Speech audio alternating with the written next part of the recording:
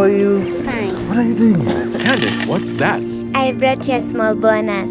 Bonus for what? Daddy said you helped us get a house, a car, and Mommy's business. But I only helped them get the loans. You did more than that. You got us 299 family dinners, 64 kisses on the cheek, 12 road trips to see Grandma, 42 jokes from Daddy, 49 laughs from Mommy. In over 60 years of dealing with numbers, we've learned that the numbers that matter the most to you are the ones that matter the most to us. NCBA Bank. Go for it.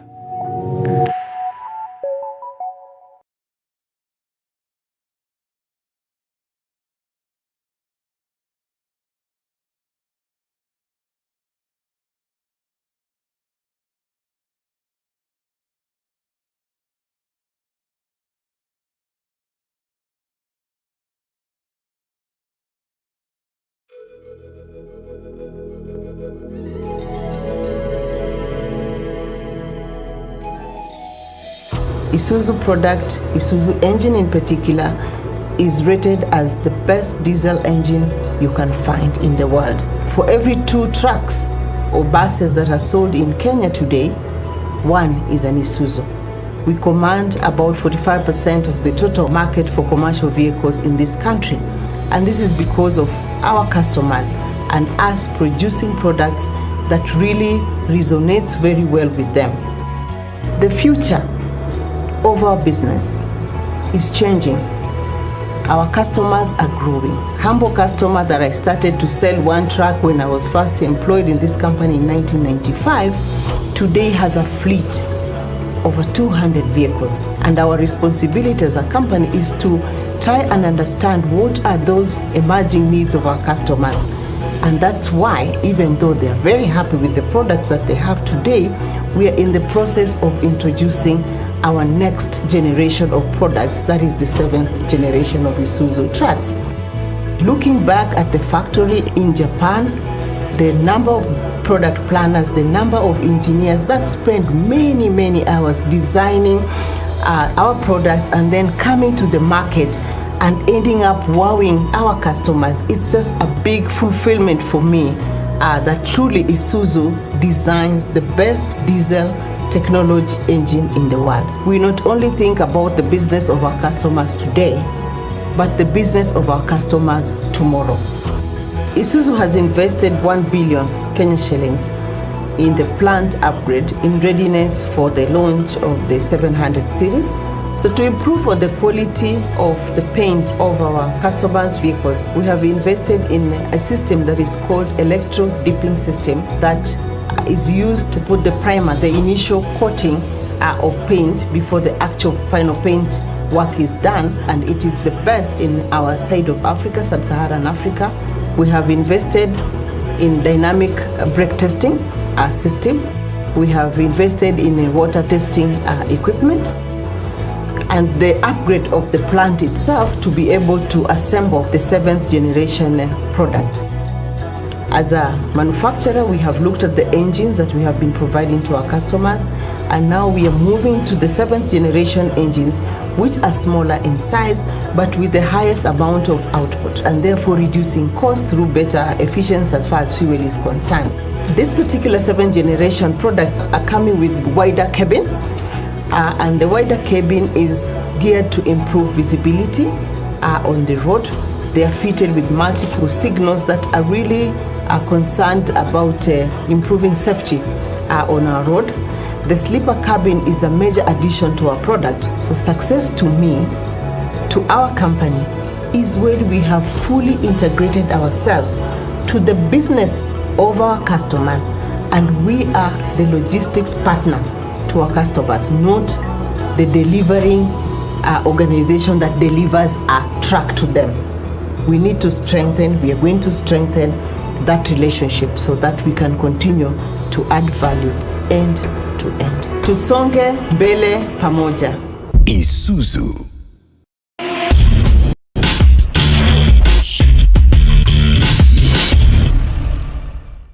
As a business owner, you're in constant need of tangible business assets.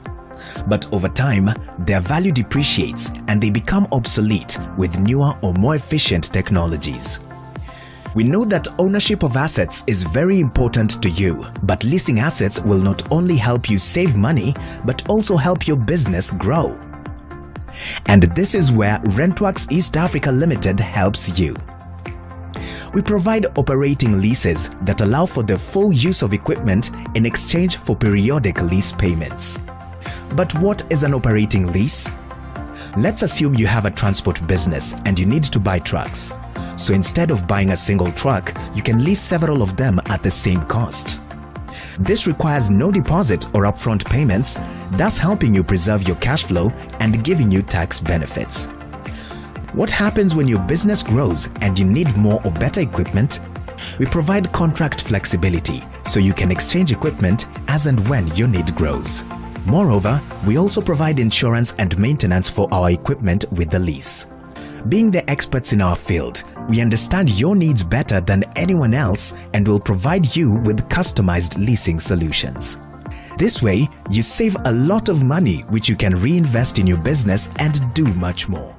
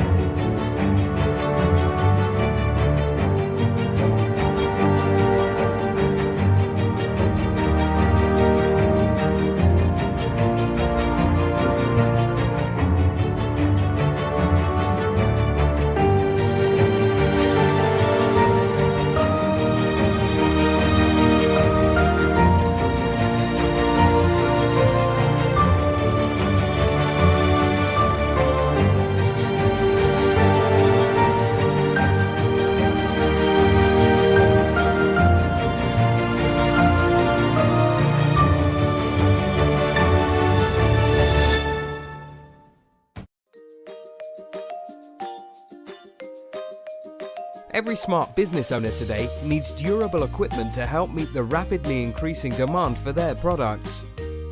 Buying is always an option, but it requires a huge upfront cost which limits your ability to expand when required. The solution? Leasing. Leasing allows the use of the equipment for a certain period of time in exchange for regularly scheduled tax-deductible payments, which conserves cash flow and offers additional savings to your business.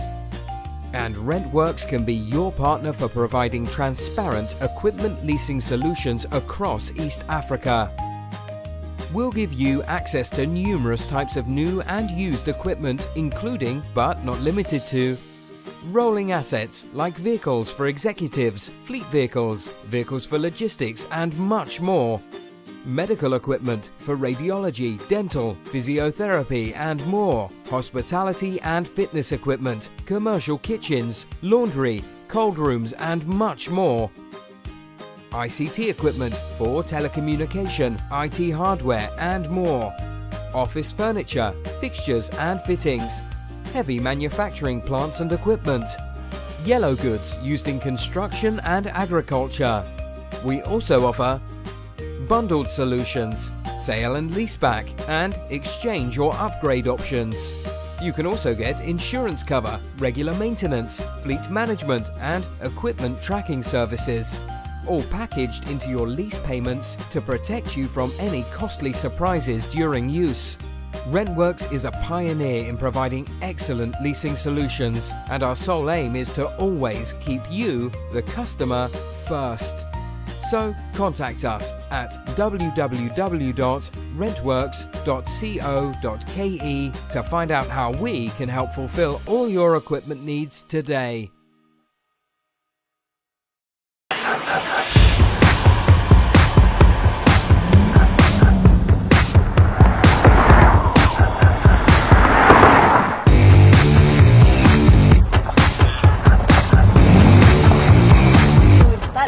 giraffe, a whole giraffe.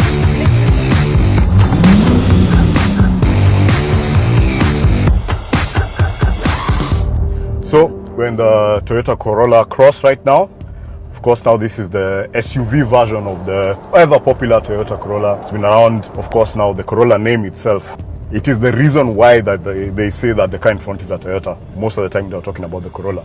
It looks really good. The one I'm in now is the higher spec version that has now the LED lights, the daytime running lights. Looks very aggressive from the outside. It's a lot bigger than it looks like from the outside. There's a lot of space inside here, and I am genuinely enjoying these leather seats. This, of course, now being the higher spec version, has powered seats, so I can actually move the seats forward and back. It's a very premium feeling. Everything you touch feels really good. Hey JM, how are you? I'm doing good, how are you? Niko salama, I'm sitting in the lap of luxury. Can I spoil your mood? Let's see if you can. Marigi, Hey Shiksha. I'm good. So Baraza actually showed me a giraffe as well as flamingos. I can show you a lot more than that. Oh, you can? Baraza, where were you finding giraffes now? Do you have a dealer? Let's just say that I'm a man of many means. You need to tell Shiksha my car is the one in the cooler box. That's true. How are you liking the car so far? So far, I'm really impressed, by the way. You know why you keep insisting that you go ahead? You want to see how it looks from behind? Exactly. I need to know how you managed to convince her she needs to stay in that car. I convinced her by showing her something big. Take a guess what it was. The ground clearance. Just ignore that. Yeah, I know this car looks really good in red, huh? Yes, it does, but the muddy lake ahead of you looks even better. Yeah, I have to agree with you there. I didn't expect it to be as smooth as it is, to be honest. I thought it would be in for a bumpy ride, but it's been very smooth. So what's the trick? What have you been doing, Baraza? I'm a good driver, we can start from that. But over and above that, I'm also driving a good car. Yeah. Yeah. They have something called torsion beam suspension. Oh. Even when it's taking the turns or going through the ruts and bumps, Yeah. the car stays level. So it doesn't really lean to one particular side. Yeah. Has no body roll. Body roll is the enemy of good driving. Said a wise man. Thank you. Mirigi, can we just stop somewhere so that you can pass the cool drinks to me?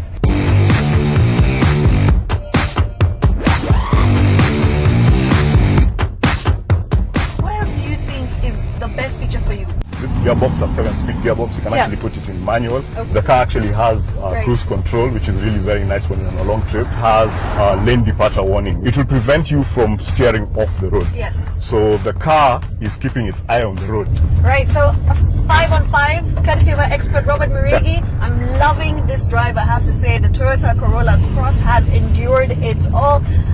Thumbs up from me as well. Comfort, class, sophistication, elegance, power, performance, everything is top notch and I absolutely love it. Take me to Mehoko. Navigating to Wahoko Road.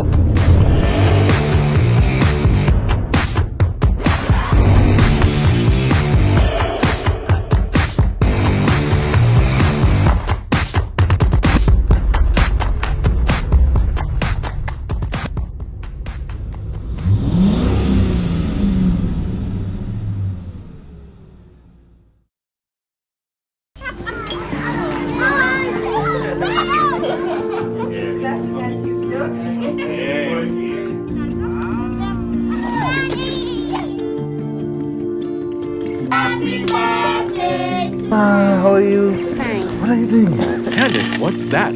I brought you a small bonus. Bonus for what? Daddy said you helped us get a house, a car, and mommy's business. But I only helped them get the loans. You did more than that. You got us 299 family dinners, 64 kisses on the cheek, 12 road trips to see grandma, 42 jokes from daddy, 49 laughs from mommy. In over 60 years of dealing with numbers, we've learned that the numbers that matter the most to you are the ones that matter the most to us. NCBA Bank. Go for it.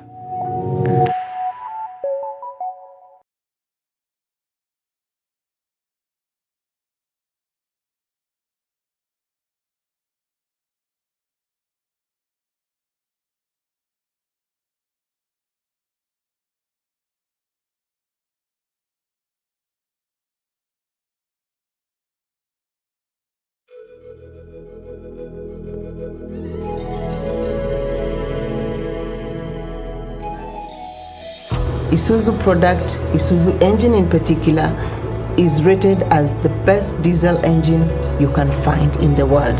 For every 2 trucks or buses that are sold in Kenya today, 1 is an Isuzu. We command about 45% of the total market for commercial vehicles in this country.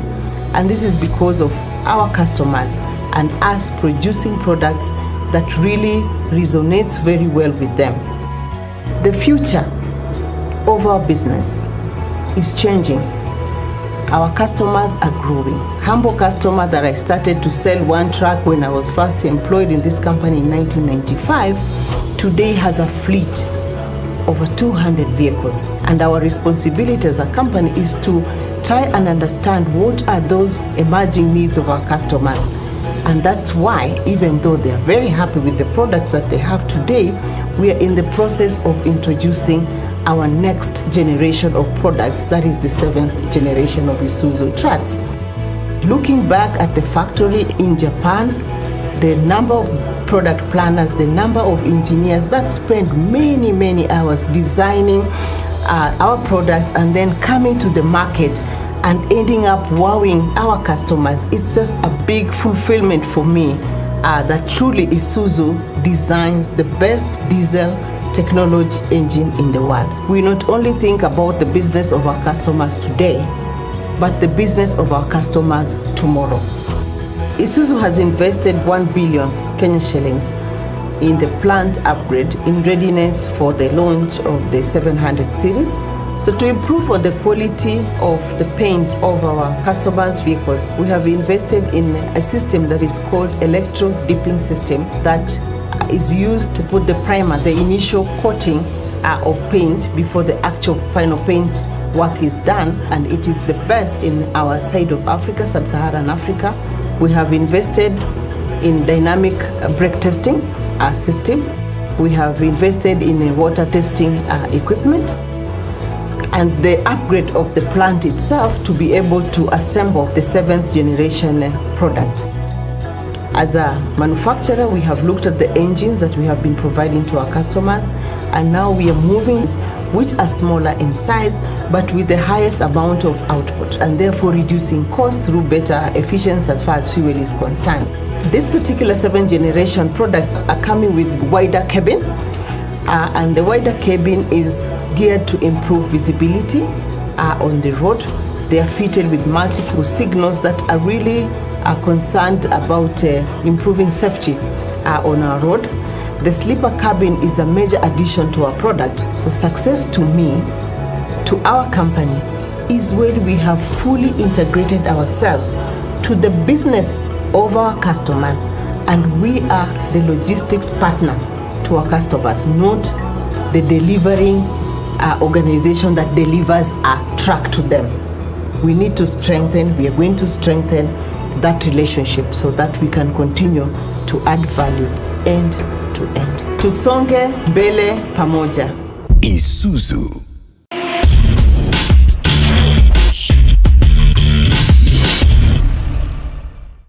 As a business owner, you're in constant need of tangible business assets. But over time, their value depreciates and they become obsolete with newer or more efficient technologies. We know that ownership of assets is very important to you, but leasing assets will not only help you save money, but also help your business grow. And this is where Rentworks East Africa Limited helps you. We provide operating leases that allow for the full use of equipment in exchange for periodic lease payments. But what is an operating lease? Let's assume you have a transport business and you need to buy trucks. So instead of buying a single truck, you can lease several of them at the same cost. This requires no deposit or upfront payments, thus helping you preserve your cash flow and giving you tax benefits. What happens when your business grows and you need more or better equipment? We provide contract flexibility so you can exchange equipment as and when your need grows. Moreover, we also provide insurance and maintenance for our equipment with the lease. Being the experts in our field, We understand your needs better than anyone else and will provide you with customized leasing solutions. This way, you save a lot of money which you can reinvest in your business and do much more.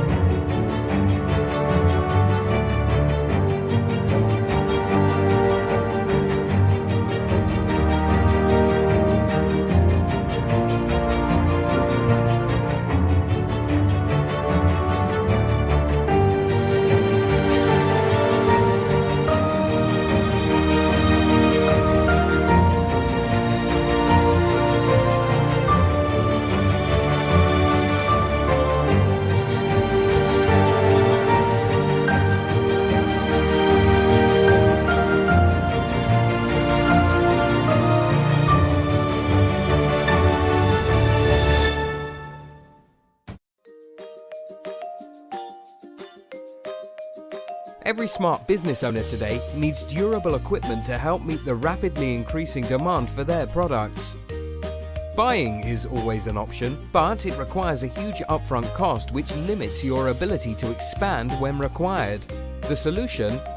Leasing. Leasing allows the use of the equipment for a certain period of time in exchange for regularly scheduled tax-deductible payments, which conserves cash flow and offers additional savings to your business. And RentWorks can be your partner for providing transparent equipment leasing solutions across East Africa. We'll give you access to numerous types of new and used equipment, including, but not limited to, rolling assets like vehicles for executives, fleet vehicles, vehicles for logistics, and much more. Medical equipment for radiology, dental, physiotherapy, and more. Hospitality and fitness equipment, commercial kitchens, laundry, cold rooms, and much more. ICT equipment for telecommunication, IT hardware, and office furniture, fixtures and fittings. Heavy manufacturing plants and equipment. Yellow goods used in construction and agriculture. We also offer bundled solutions, sale and leaseback, and exchange or upgrade options. You can also get insurance cover, regular maintenance, fleet management, and equipment tracking services, all packaged into your lease payments to protect you from any costly surprises during use. RentWorks is a pioneer in providing excellent leasing solutions, and our sole aim is to always keep you, the customer, first. So contact us at www.rentworks.co.ke to find out how we can help fulfill all your equipment needs today.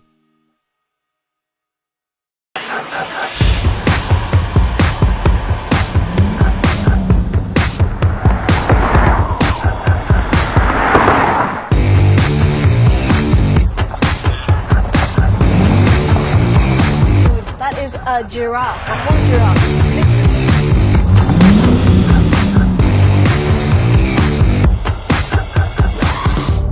So we're in the Toyota Corolla Cross right now. Of course, now this is the SUV version of the ever popular Toyota Corolla. It's been around, of course, now the Corolla name itself. It is the reason why that they say that the car in front is a Toyota. Most of the time they're talking about the Corolla. It looks really good. The one I'm in now is the higher spec version that has now the LED lights, the daytime running lights. Looks very aggressive from the outside. It's a lot bigger than it looks like from the outside. There's a lot of space inside here, and I am genuinely enjoying these leather seats.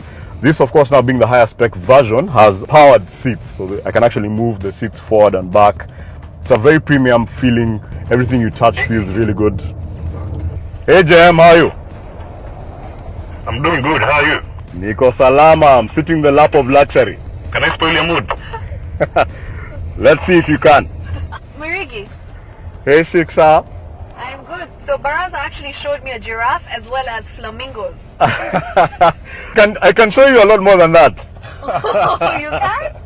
Baraza, where were you finding giraffes now? Do you have a dealer? Let's just say that I'm a man of many means. You need to tell Shiksha my car is the one in the cooler box. So far, I'm really impressed, by the way. You know why you keep insisting that you will go ahead? You want to see how it looks from behind? Exactly. I need to know how you managed to convince her she needs to stay in that car. I convinced her by showing something big. Take a guess what it was. The ground clearance. Just ignore that. Yeah, I know this car looks really good in red, huh? Yes, it does, but the muddy lake ahead of you looks even better. Yeah, I have to agree with you there. I didn't expect it to be as smooth as it is, to be honest. I thought it would be in for a bumpy ride, but it's been very smooth. So what's the trick? What have you been doing, Baraza? I'm a good driver, we can start from that. But over and above that, I'm also driving a good car. Yeah. Yeah. They have something called torsion beam suspension. Okay. Even when it's taking the turns or going through the ruts and bumps, Yeah. the car stays level. So it doesn't really lean to one particular side. Yeah. Has no body roll. Body roll is the enemy of good driving. Said a wise man. Thank you. Mirigi, can we just stop somewhere so that you can pass the cool drinks to me?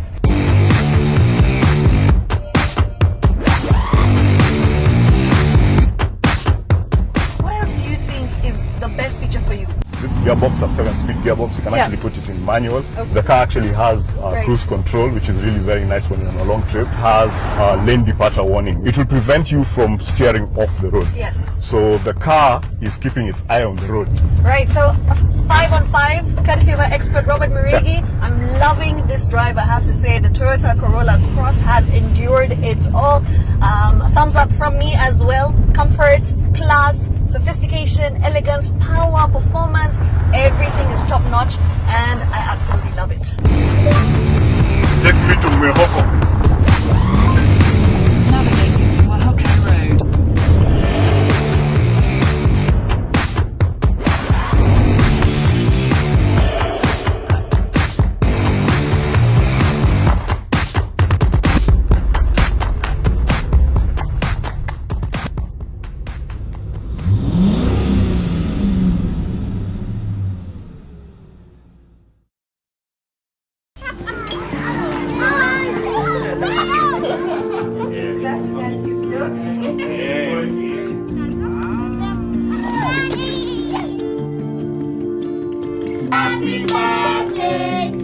How are you? Fine. What are you doing? Candace, what's that? I brought you a small bonus. Bonus for what? Daddy said you helped us get a house, a car, and mommy's business. But I only helped them get the loans.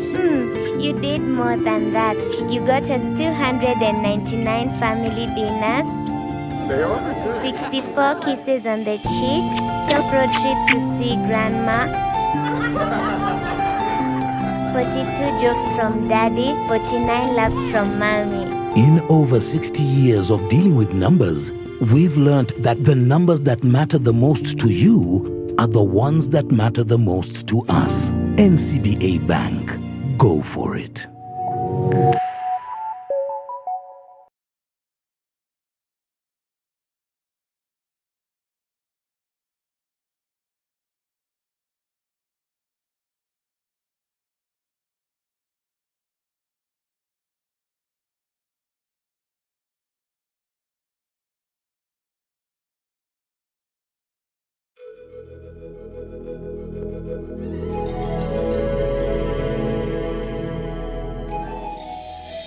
Isuzu product, Isuzu engine in particular, is rated as the best diesel engine you can find in the world. For every 2 trucks or buses that are sold in Kenya today, 1 is an Isuzu. We command about 45% of the total market for commercial vehicles in this country. And this is because of our customers and us producing products that really resonates very well with them.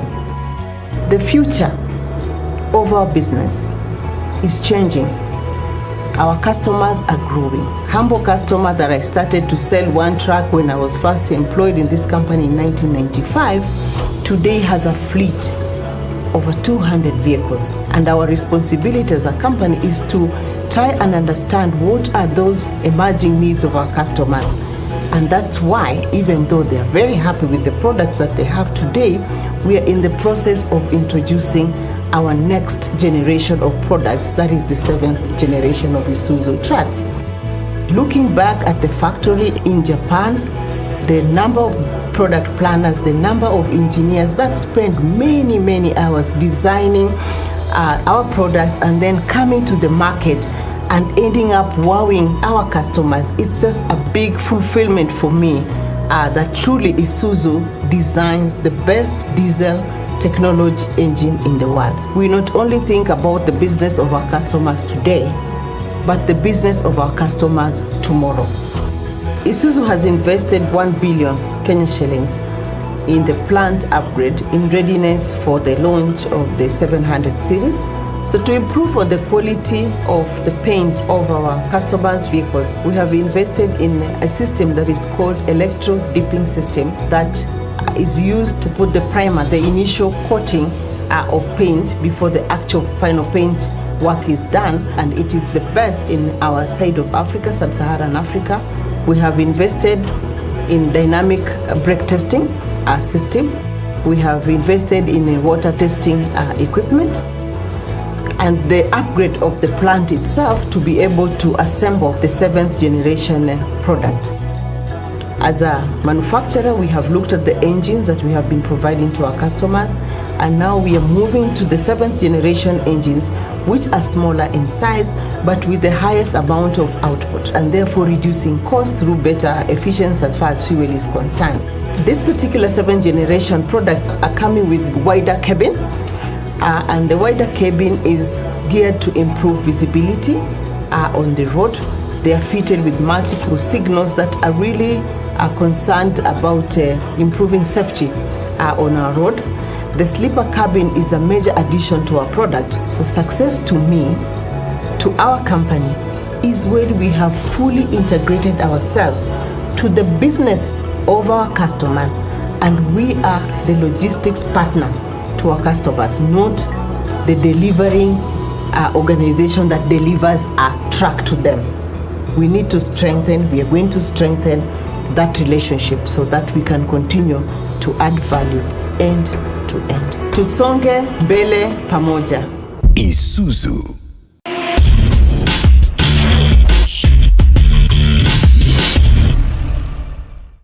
As a business owner, you're in constant need of tangible business assets. But over time, their value depreciates and they become obsolete with newer or more efficient technologies. We know that ownership of assets is very important to you, but leasing assets will not only help you save money, but also help your business grow. And this is where Rentworks East Africa Limited helps you. We provide operating leases that allow for the full use of equipment in exchange for periodic lease payments. But what is an operating lease? Let's assume you have a transport business and you need to buy trucks. So instead of buying a single truck, you can lease several of them at the same cost. This requires no deposit or upfront payments, thus helping you preserve your cash flow and giving you tax benefits.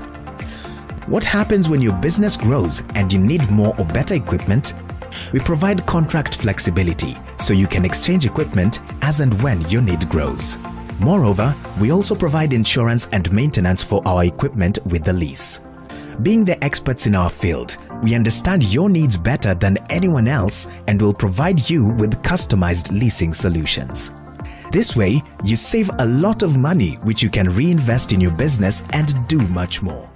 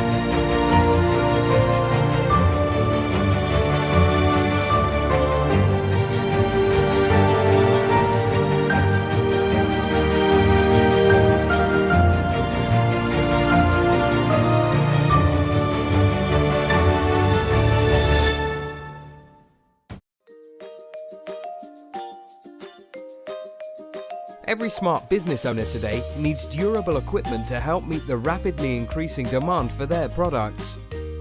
Buying is always an option, but it requires a huge upfront cost which limits your ability to expand when required. The solution? Leasing. Leasing allows the use of the equipment for a certain period of time in exchange for regularly scheduled tax-deductible payments, which conserves cash flow and offers additional savings to your business. And RentWorks can be your partner for providing transparent equipment leasing solutions across East Africa. We'll give you access to numerous types of new and used equipment, including, but not limited to, rolling assets like vehicles for executives, fleet vehicles, vehicles for logistics, and much more. Medical equipment for radiology, dental, physiotherapy, and more. Hospitality and fitness equipment, commercial kitchens, laundry, cold rooms, and much more. ICT equipment for telecommunication, IT hardware, and more. Office furniture, fixtures and fittings. Heavy manufacturing plants and equipment. Yellow goods used in construction and agriculture. We also offer bundled solutions, sale and leaseback, and exchange or upgrade options. You can also get insurance cover, regular maintenance, fleet management, and equipment tracking services, all packaged into your lease payments to protect you from any costly surprises during use. RentWorks is a pioneer in providing excellent leasing solutions, and our sole aim is to always keep you, the customer, first.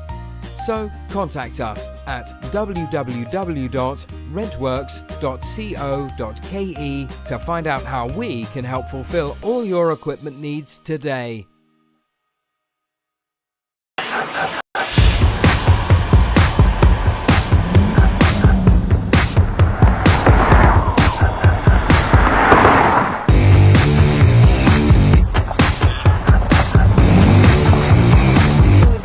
A giraffe, a whole giraffe, literally.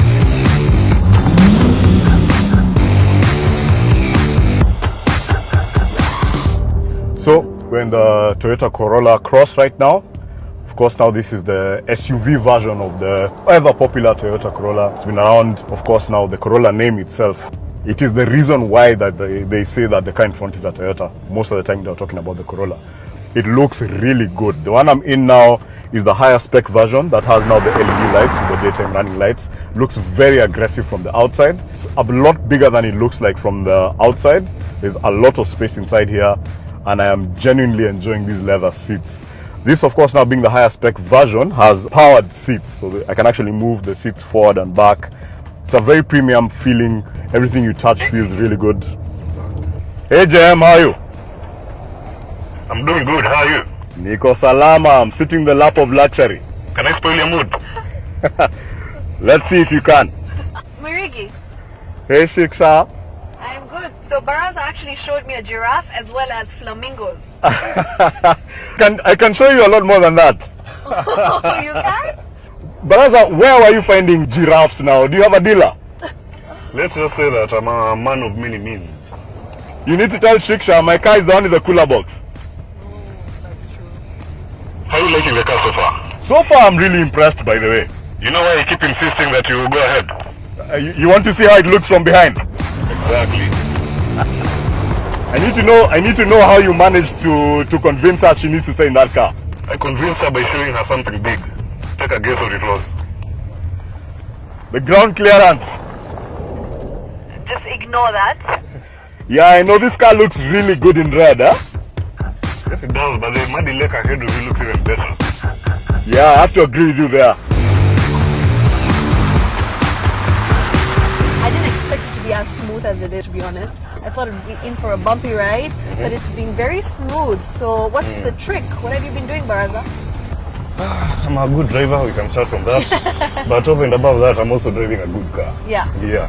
They have something called torsion beam suspension. Oh.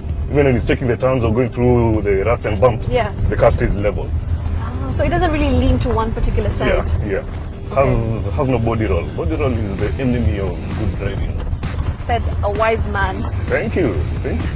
Mirigi, can we just stop somewhere so that you can pass the cool drinks to me?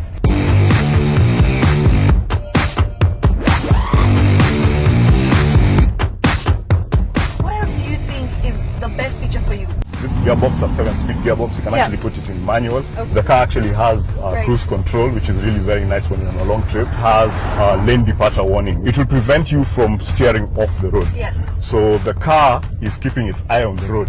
Right, so a 5 on 5, courtesy of our expert Robert Murigi. I'm loving this drive, I have to say. The Toyota Corolla Cross has endured it all. Thumbs up from me as well. Comfort, class, sophistication, elegance, power, performance, everything is top notch and I absolutely love it. Take me to Mehoko. Navigating to Oaxaca Road.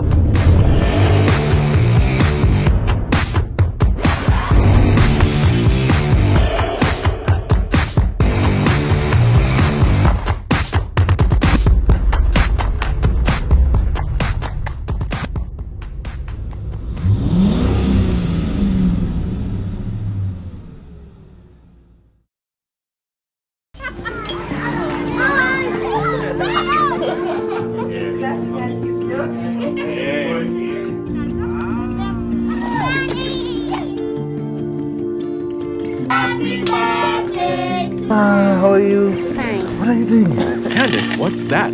I brought you a small bonus. Bonus for what? Daddy said you helped us get a house, a car, and mommy's business. But I only helped them get the loans. You did more than that. You got us 299 family dinners, 64 kisses on the cheek, 12 road trips to see grandma, 42 jokes from daddy, 49 laughs from mommy. In over 60 years of dealing with numbers, we've learned that the numbers that matter the most to you are the ones that matter the most to us. NCBA Bank. Go for it.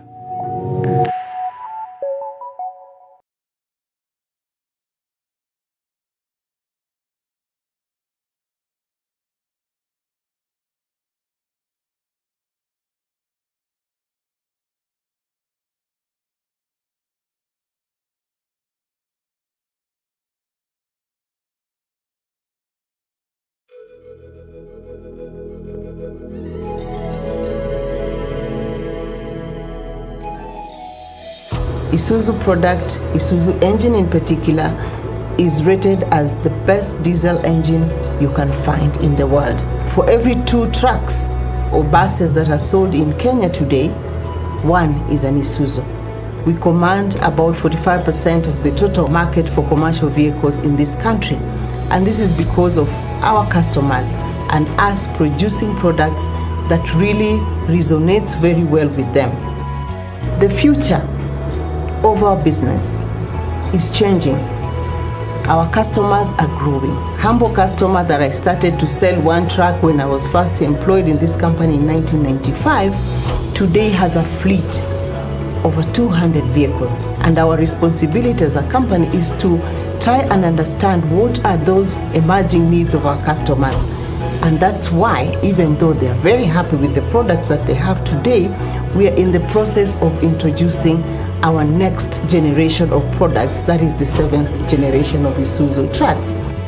Looking back at the factory in Japan, the number of product planners, the number of engineers that spend many hours designing our products and then coming to the market and ending up wowing our customers, it's just a big fulfillment for me that truly Isuzu designs the best diesel technology engine in the world. We not only think about the business of our customers today, but the business of our customers tomorrow.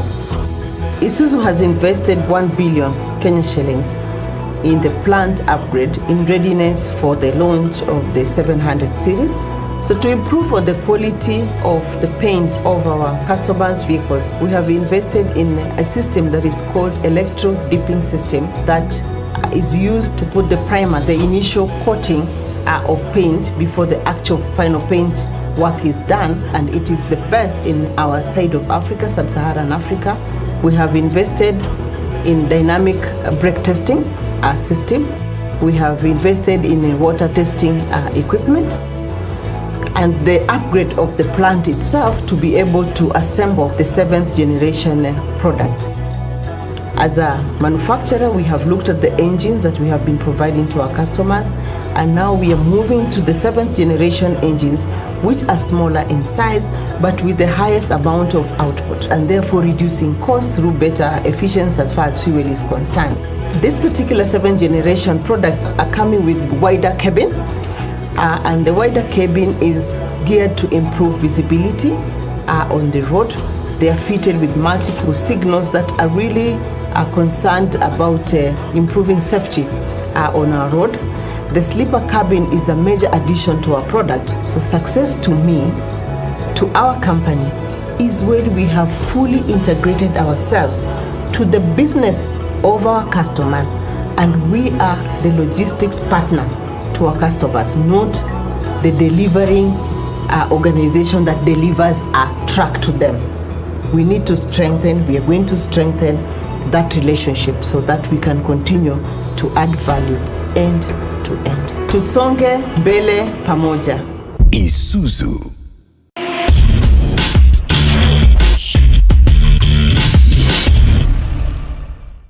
As a business owner, you're in constant need of tangible business assets. But over time, their value depreciates and they become obsolete with newer or more efficient technologies. We know that ownership of assets is very important to you, but leasing assets will not only help you save money, but also help your business grow. And this is where Rentworks East Africa Limited helps you. We provide operating leases that allow for the full use of equipment in exchange for periodic lease payments. But what is an operating lease? Let's assume you have a transport business and you need to buy trucks.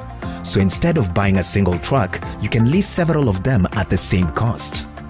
This requires no deposit or upfront payments, thus helping you preserve your cash flow and giving you tax benefits. What happens when your business grows and you need more or better equipment? We provide contract flexibility so you can exchange equipment as and when your need grows. Moreover, we also provide insurance and maintenance for our equipment with the lease. Being the experts in our field, we understand your needs better than anyone else and will provide you with customized leasing solutions. This way, you save a lot of money which you can reinvest in your business and do much more.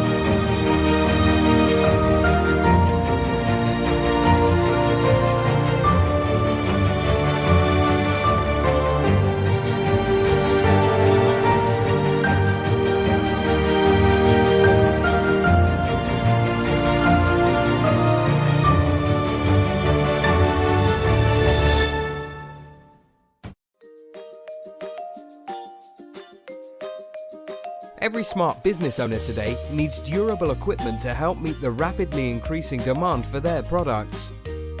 Buying is always an option, but it requires a huge upfront cost which limits your ability to expand when required. The solution? Leasing.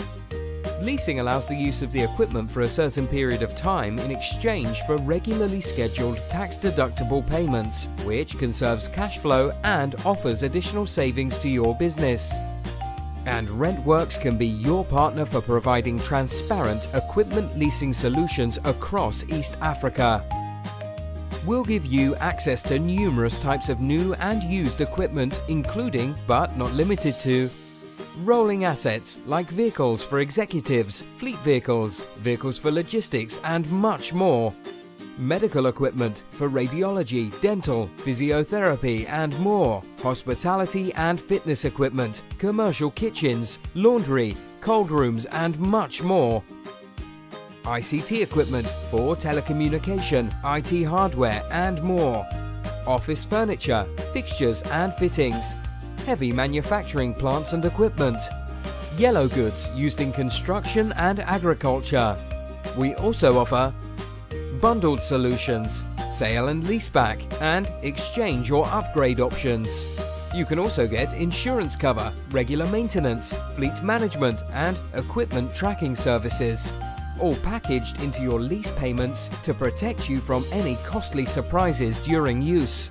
Rentworks is a pioneer in providing excellent leasing solutions, and our sole aim is to always keep you, the customer, first. So contact us at www.rentworks.co.ke to find out how we can help fulfill all your equipment needs today.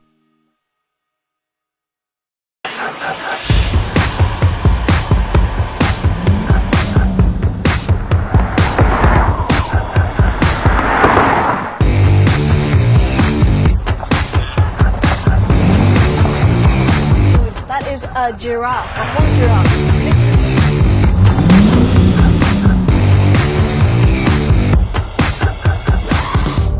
So we're in the Toyota Corolla Cross right now. Of course, now this is the SUV version of the ever popular Toyota Corolla. It's been around, of course, now the Corolla name itself. It is the reason why that they say that the car in front is a Toyota. Most of the time they're talking about the Corolla. It looks really good. The one I'm in now is the higher spec version that has now the LED lights, the daytime running lights. Looks very aggressive from the outside. It's a lot bigger than it looks like from the outside. There's a lot of space inside here, and I am genuinely enjoying these leather seats. This, of course, now being the higher spec version, has powered seats, so I can actually move the seats forward and back. It's a very premium feeling. Everything you touch feels really good. Hey JM, how are you? I'm doing good. How are you? Niko salama. I'm sitting in the lap of luxury. Can I spoil your mood? Let's see if you can.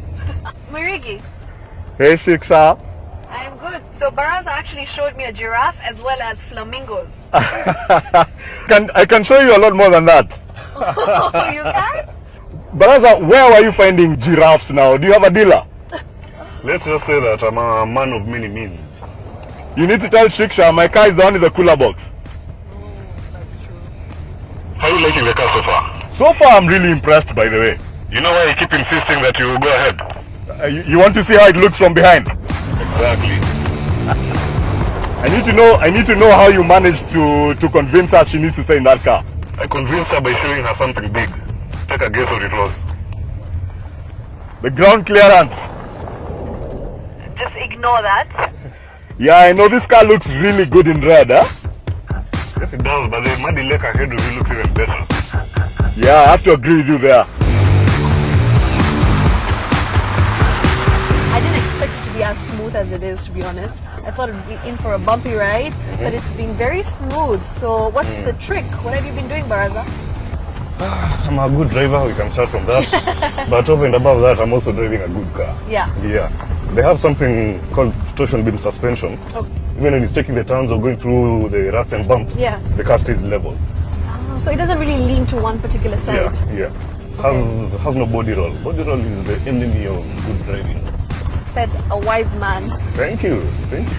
Mirigi, can we just stop somewhere so that you can pass the cool drinks to me?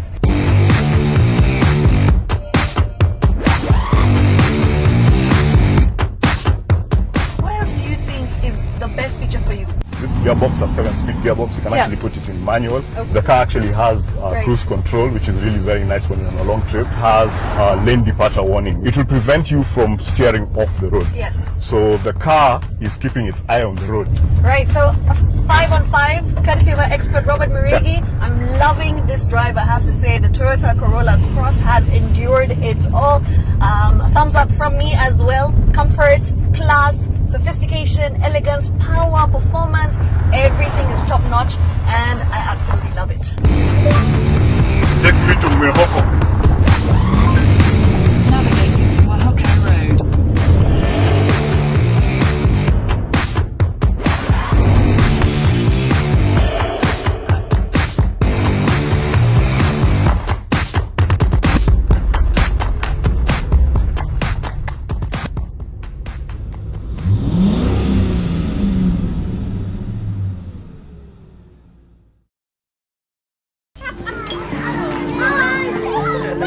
How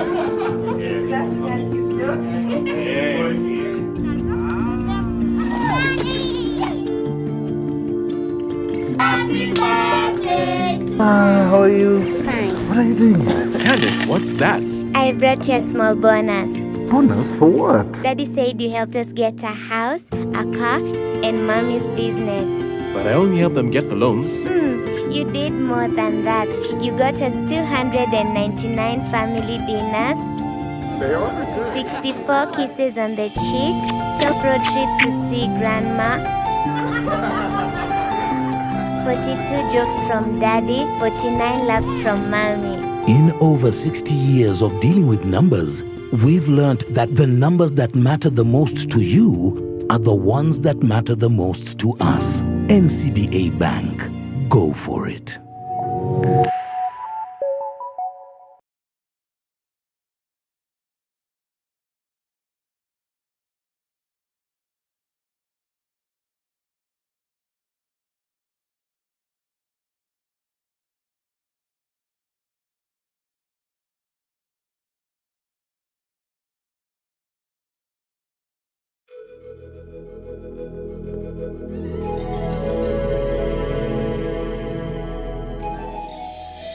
Isuzu product, Isuzu engine in particular, is rated as the best diesel engine you can find in the world.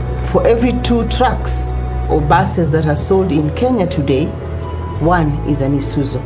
We command about 45% of the total market for commercial vehicles in this country. And this is because of our customers and us producing products that really resonates very well with them. The future of our business is changing. Our customers are growing. Humble customer that I started to sell 1 truck when I was first employed in this company in 1995, today has a fleet over 200 vehicles. And our responsibility as a company is to try and understand what are those emerging needs of our customers. And that's why, even though they are very happy with the products that they have today, we are in the process of introducing our next generation of products, that is the 7th generation of Isuzu trucks. Looking back at the factory in Japan, the number of product planners, the number of engineers that spend many hours designing our products and then coming to the market and ending up wowing our customers, it's just a big fulfillment for me that truly Isuzu designs the best diesel technology engine in the world. We not only think about the business of our customers today, but the business of our customers tomorrow. Isuzu has invested 1 billion Kenyan shillings in the plant upgrade in readiness for the launch of the 700 series. So to improve on the quality of the paint of our customers' vehicles, we have invested in a system that is called electro dipping system that is used to put the primer, the initial coating of paint before the actual final paint work is done, and it is the best in our side of Africa, sub-Saharan Africa. We have invested in dynamic brake testing system. We have invested in a water testing equipment and the upgrade of the plant itself to be able to assemble the 7th generation product. As a manufacturer, we have looked at the engines that we have been providing to our customers, and now we are moving to the 7th generation engines, which are smaller in size but with the highest amount of output, and therefore reducing costs through better efficiency as far as fuel is concerned. This particular 7th generation products are coming with wider cabin, and the wider cabin is geared to improve visibility on the road. They are fitted with multiple signals that are really concerned about improving safety on our road. The sleeper cabin is a major addition to our product. So success to me, to our company, is when we have fully integrated ourselves to the business of our customers, and we are the logistics partner to our customers, not the delivering organization that delivers a truck to them. We need to strengthen, we are going to strengthen that relationship so that we can continue to add value end to end. Tusonge mbele pamoja. Isuzu.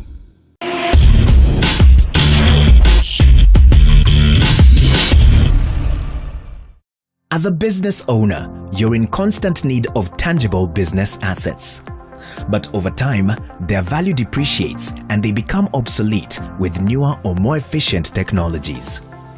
We know that ownership of assets is very important to you, but leasing assets will not only help you save money, but also help your business grow. And this is where Rentworks East Africa Limited helps you. We provide operating leases that allow for the full use of equipment in exchange for periodic lease payments. But what is an operating lease? Let's assume you have a transport business and you need to buy trucks. So instead of buying a single truck, you can lease several of them at the same cost. This requires no deposit or upfront payments, thus helping you preserve your cash flow and giving you tax benefits. What happens when your business grows and you need more or better equipment? We provide contract flexibility so you can exchange equipment as and when your need grows. Moreover, we also provide insurance and maintenance for our equipment with the lease. Being the experts in our field, we understand your needs better than anyone else and will provide you with customized leasing solutions. This way, you save a lot of money which you can reinvest in your business and do much more.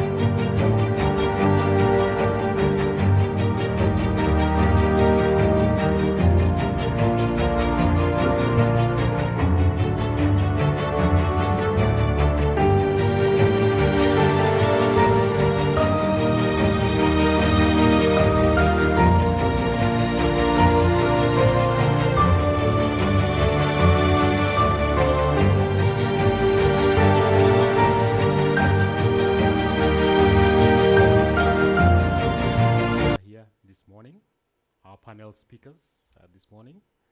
Invited members who are streaming online or joining us online, as well as members of the various county governments who have also logged in this morning. Good morning to you all. I'd like to welcome all of you to the 2021 webinar that has been organized by the Leasing Association of Kenya, whereby the theme is equipment mobilization through leasing as a method to build back better of our economy or infrastructure, and the case may be.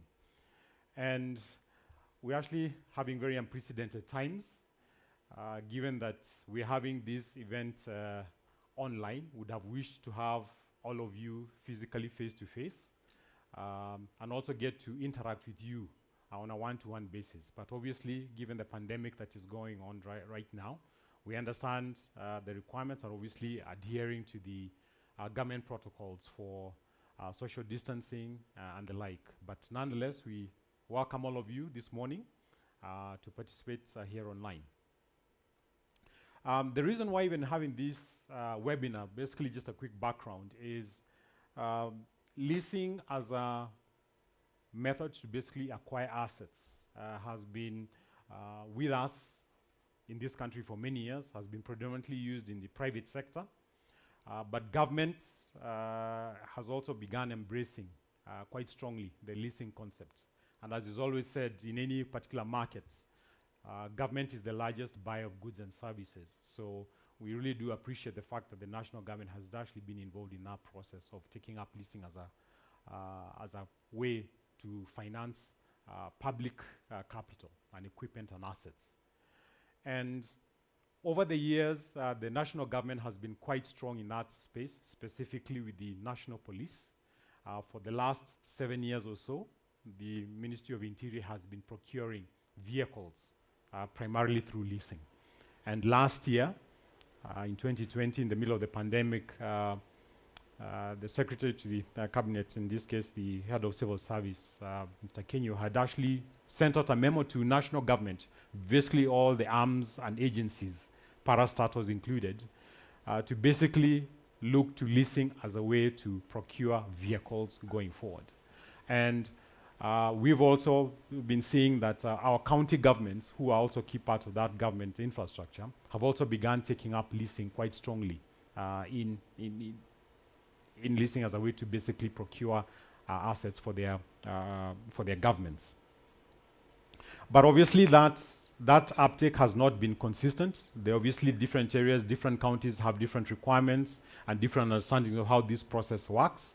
And so the purpose for the reason why we are even having this webinar this morning is basically to share with the county government members who are streaming online, who may be interested in looking to leasing as a way to procure assets or even to acquire equipment to basically help in terms of delivering service within their counties. And we'll be having the governor of Laikipia basically sharing his experience in terms of how it has worked. Part of it to be able to showcase and learn what has worked and what has not worked. One of the mandates for the Leasing Association, which is a non-profit organization that basically is an umbrella association that brings together all the players in the leasing sector. We've got dealers of equipment such as vehicles, medical equipment, and the like. We've also got financiers, the banks. We've got the service providers who offer, who support the industry, from insurance companies, legal services, accountants, and lawyers. We've also got trucking companies, and in fact, we have a member who will be presenting here this morning.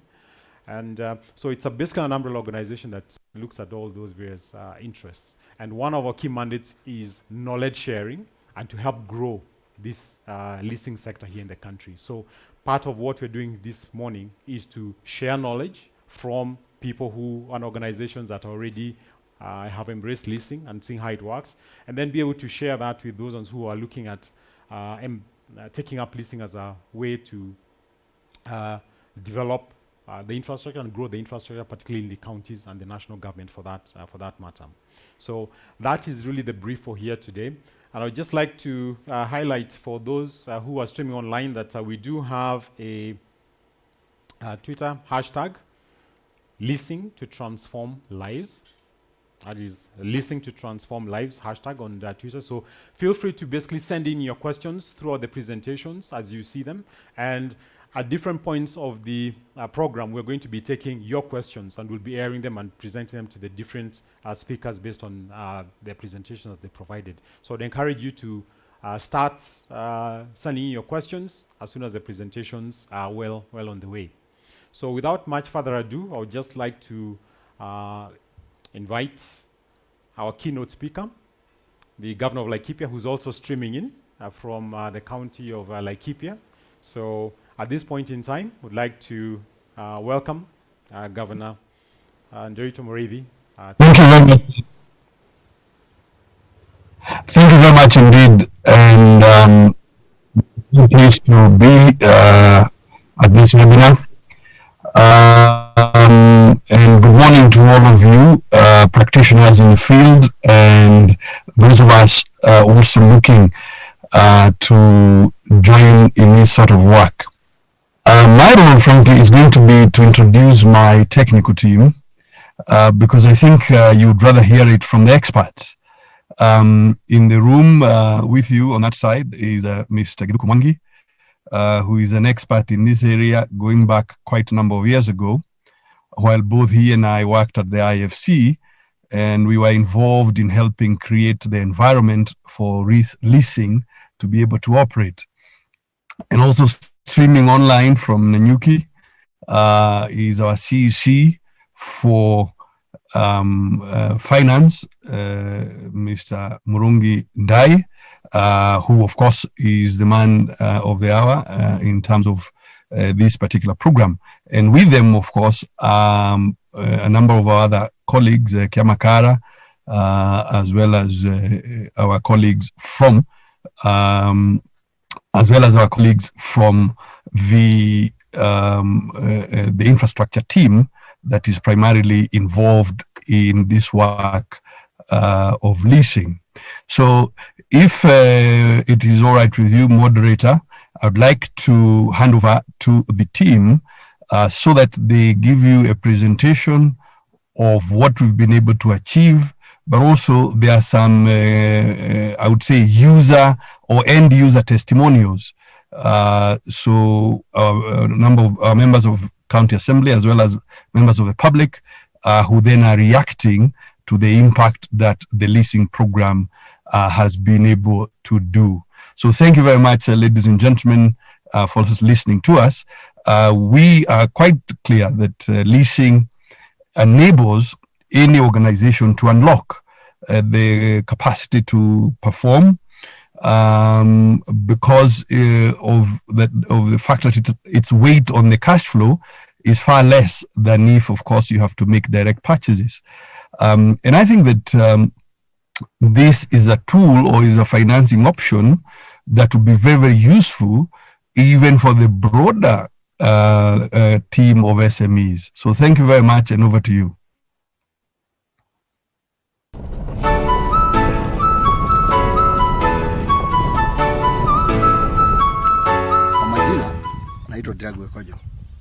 I'm the CC in charge of finance, and I'll request my colleague Dennis to start sharing, because we want to go to first of all look at the advantages of lease versus buying, and we'll go through about 5 items. Then from there we will introduce a number of persons who will give the testimonials, just small videos, so as we can really appreciate this.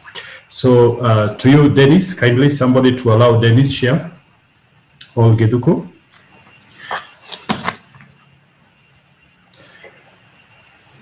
And as they prepare that, our introduction will be to lease, buy, all contract.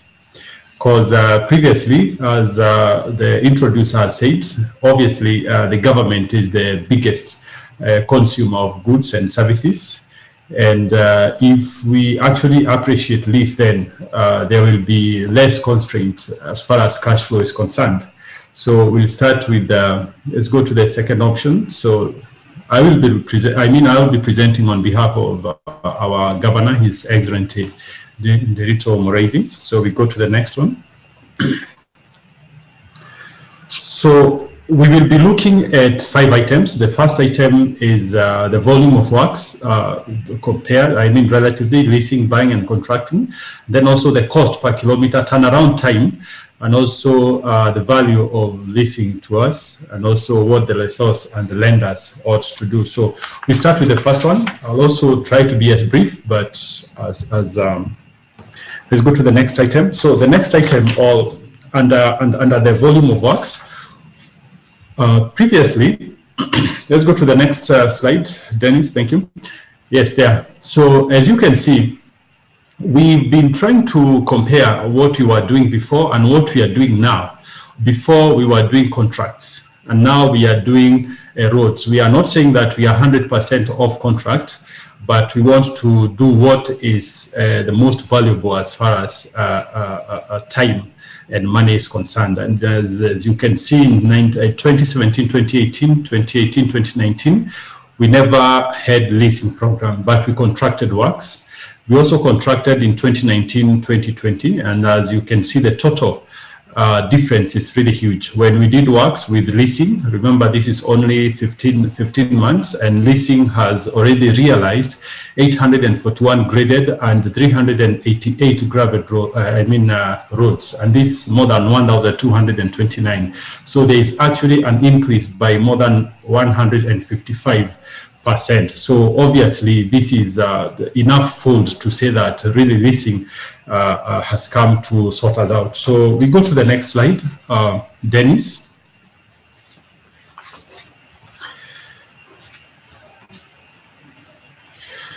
So the next slide obviously shows the post and pre-leasing, and those are the averages. Again, we can see the averages has really shot up to over 737.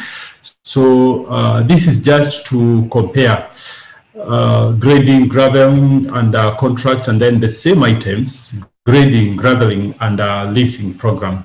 And it is actually very obvious. And this is the item that we are talking about. So the first item of volume of works done is actually great. And if you go to the next one, that's the average length of roadworks versus. That's now the cost.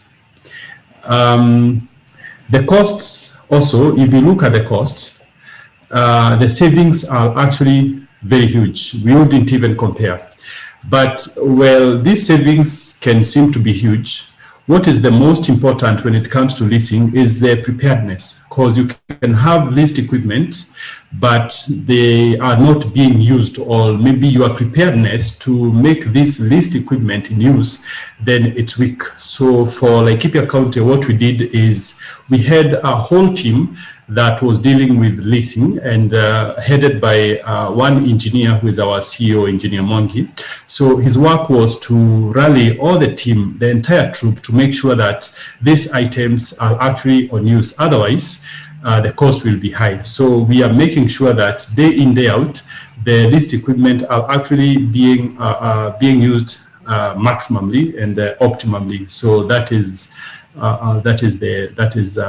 the secret behind this. And when it comes to contracting works and also leasing, allow me to just delve this one a little bit.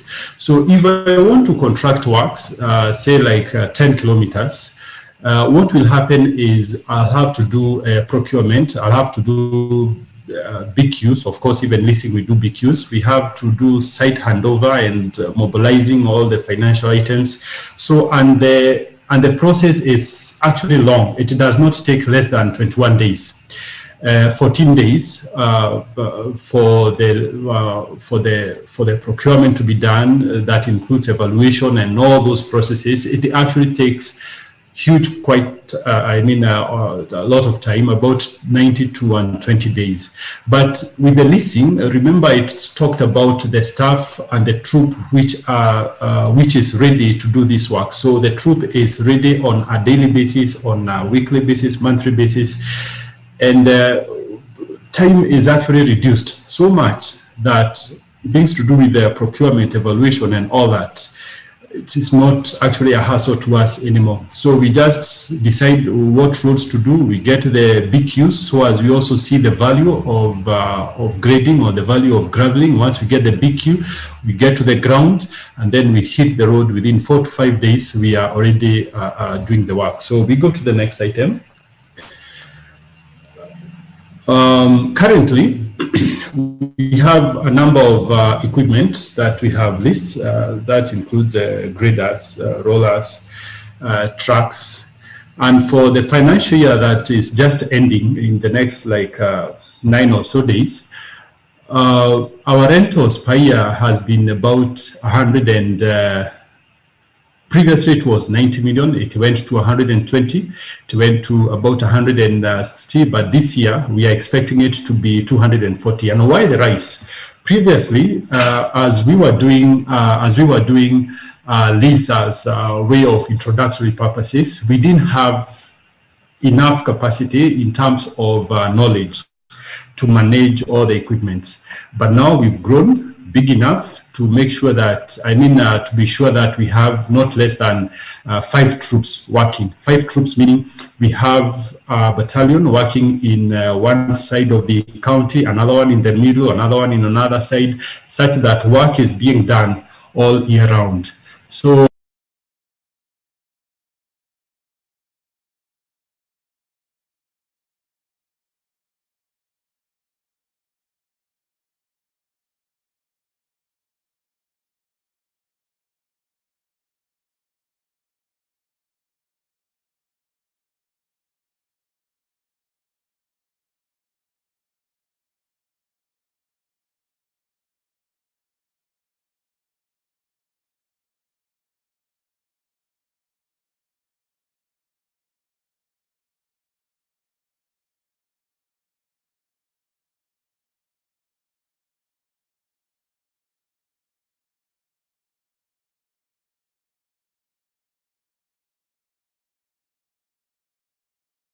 However, any place that these equipments are going, we are making sure that they are doing water pans. So water pans has not been included here, and that's a huge item. So far, we've done more than 62 water pans around the county.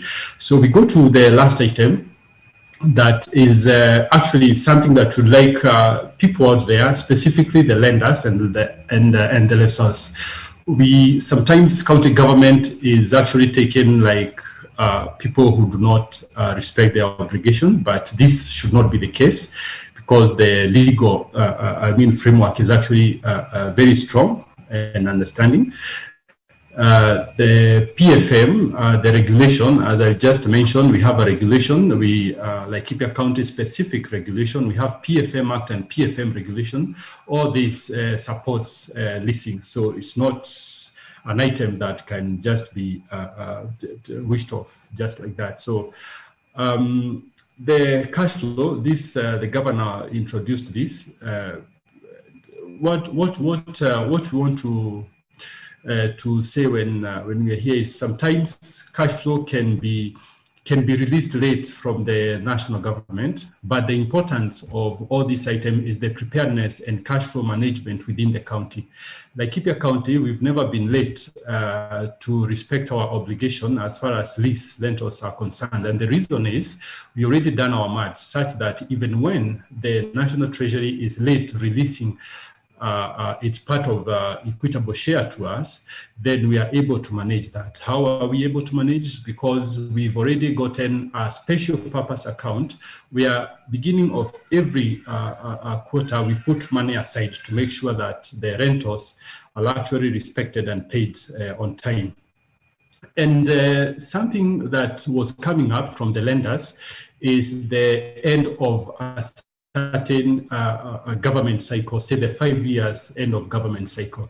But what we really would like to beg the lenders and the lessors is that government entities are actually perpetual entities. They are going concern. So what was being done by the previous regime is being done today, will be done next regime. So it's an act of them understanding that government is not actually an entity that ends tomorrow, but actually it's a perpetual entity.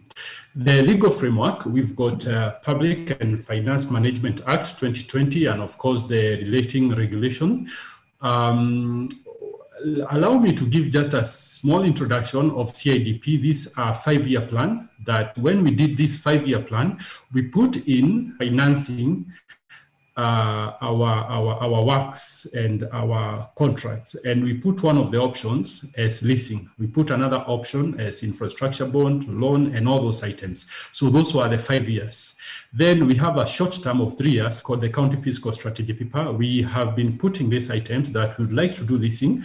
We, of course, the ADP is the annual development plan that now leads to the budget. And that is the process of how we have done leasing. CIDP, CFSP, ADP, budget, then supported by the regulation. We have had this. We have had the PFM regulation also supporting the same. And as I've said, and I'd like to say it again, we did like Kipia County specific leasing regulations so as we can address the specific items that we thought the Mother Act, the PFM, and also the Mother Regulation, the PFM Management Regulation, were not addressing fully, just to make sure that we cover all the loopholes that would be there. So let's go to the next item. Well, the Public Procurement and Asset Disposal Act also is it's a legal document that really supported us into this. Not even forgetting the Constitution that gives the governor, and governor gives me the mandate to make sure that there is VFM, the value for money. And actually, this is what we're doing. Let's go to the next.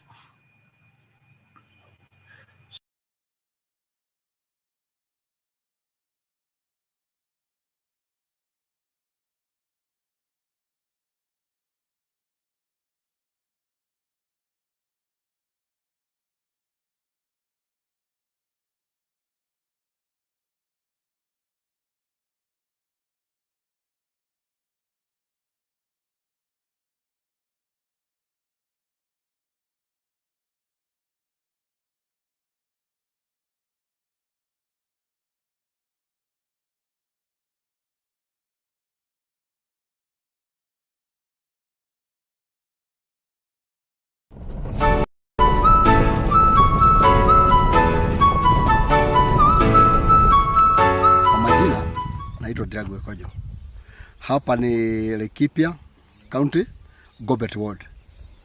Na kama kuna kitu ya maana ilitusaidia na tunastahili Governor Nderitu Mureithi tuseme heko kwa yeye na MCA wa hapa ni hii barabara.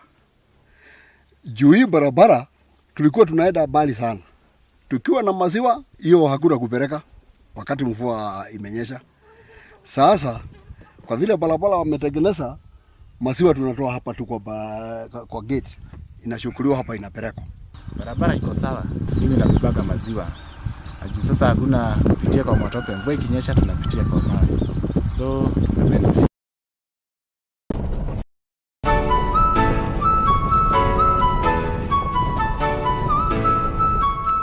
Kwa majina naitwa Dragwe Kojo. Hapa ni Laikipia County, Gobet Ward. Na kama kuna kitu ya maana ilitusaidia na tunastahili Governor Nderitu Mureithi tuseme heko kwa yeye na MCA wa hapa ni hii barabara. Juu hii barabara tulikuwa tunaenda mbali sana. Tukiwa na maziwa hiyo hakuna kupeleka wakati mvua imenyesha. Sasa kwa vile barabara wametengeneza, maziwa tunatoa hapa tu kwa gate. Inashukuliwa hapa inapelekwa. Barabara iko sawa. Mimi nabibaga maziwa. Sasa hakuna kupitia kwa matope. Mvua ikinyesha tunapitia kwa mawe. So benefit.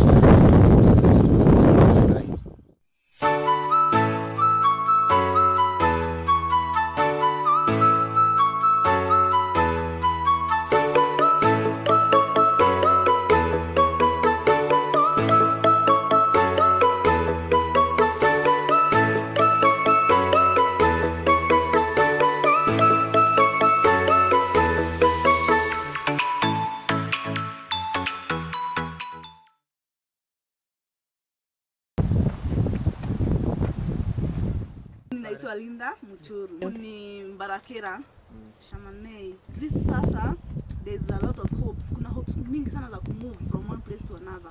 Like now kama saizi niko na duka hapa, kuendea stock mpaka Nyahururu inakuwa easy. Hata ukituma pikipiki inatumia time kidogo.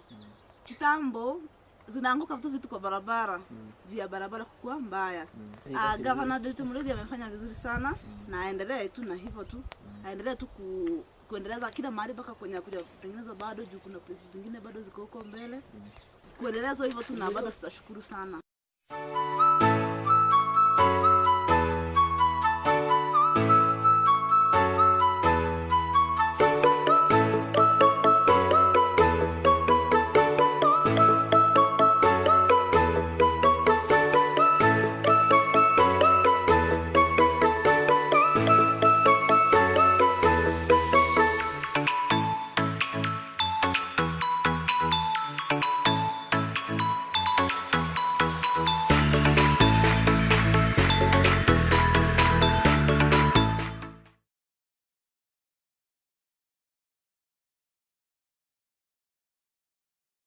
Kwa majina yangu mimi naitwa Stephen Nderitu Kamau, nawakilisha watu wa Thingitho.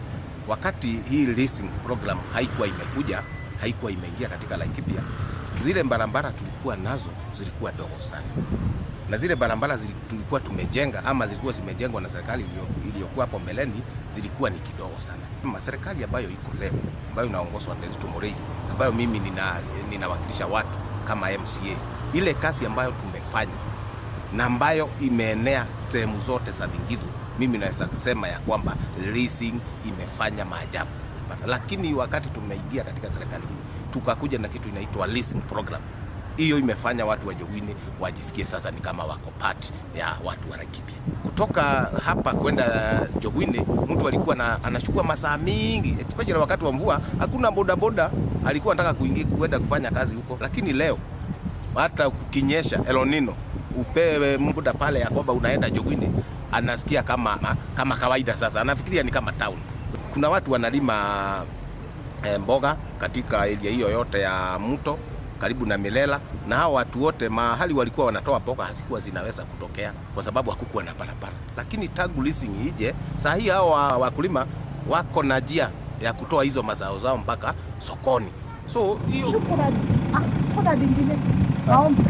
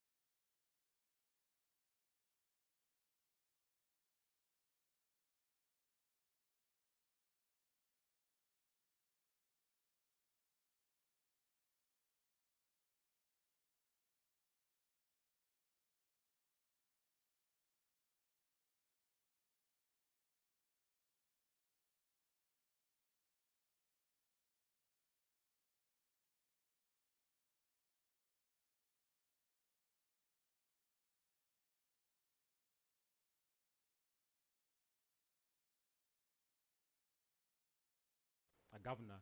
In the Council of Governors, you also chair the Finance Committee as well. And obviously, from the information that's been provided, Yes. in terms of the process that as a county you went through, in terms of putting together a regulatory framework within the county to complement the national government. Is there any way that that can also be enhanced by working with, say, with the private sector, or even say with the Leasing Association ourselves, in terms of enhancing that as opposed to replicating the county public finance frameworks from county to county? Indeed, well, first of all, as my CEC explained, the PFM, the Constitution and the PFM are quite straightforward in terms of enabling leasing. The reason we did a county-specific regulation is that we have to create what essentially is a sinking fund, because we want to pre-fund the lease rentals, so that we as CEC Murungi was explaining, as a way of managing cash flow. So that was the reason we needed county-specific regulations. They had primarily to deal with the lease fund, and that is fairly easy to do in any county. And of course, then the PFM applies to all of us in a similar fashion. I would say the real issue was that leasing has, you would think it should be different, but leasing was not very well understood by many players. And also the perception of county risk that my CEC spoke to, that somehow lenders had persuaded themselves that counties are a big risk. Yet that nothing could be further from the truth. First of all, the Constitution contains an implicit guarantee, so that if there is persistent breach of a contract, Treasury can in fact step in to settle an outstanding debt. So there is actually an implicit guarantee within the Constitution itself. But what I would like to just persuade lessors and lenders is that, look, counties are sub-sovereign, and they are actually a far better asset class than, say, municipalities. Because if you think of, say, Nakuru, which is looking at Nakuru to be a city, the truth is, Nakuru County is a bigger legal entity than the city of Nakuru that is being proposed. And that is the same in, say, Kisumu and elsewhere.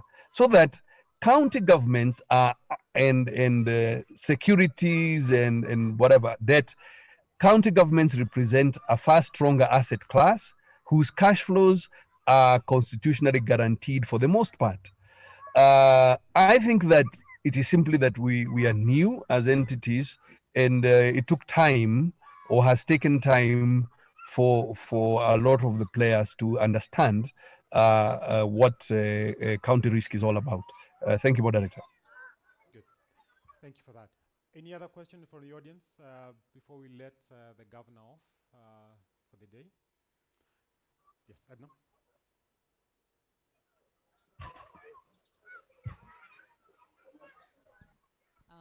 Thank you very much. We are very impressed with the program for Laikipia Country, and this is a great testimonial of what leasing can do. I just wanted to ask the governor, in his role as the chairman of finance, what assistance we can extend to him in order to, push leasing across the 47 counties, whether it's to work on some form of framework with the Council of Governors and your team, or any other suggestions you would have for the Leasing Association. Thank you. Well, I would say that the Leasing Association,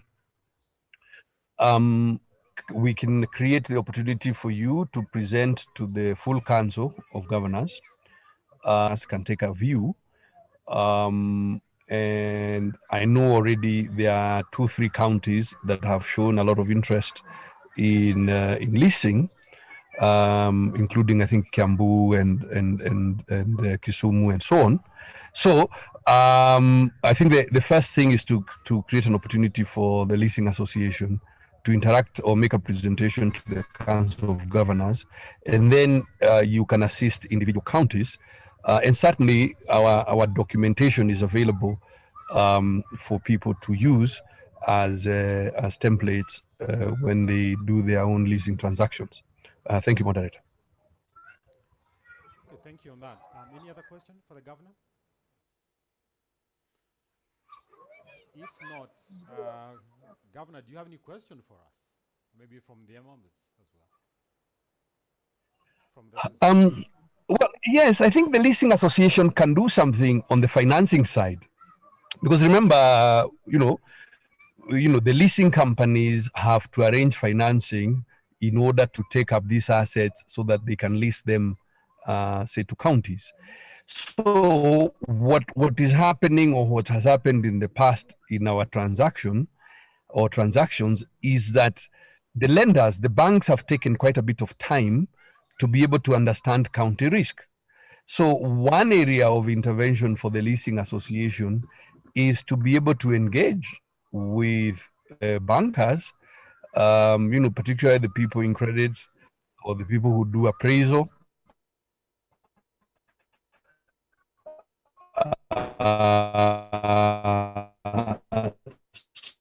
so that they have a better appreciation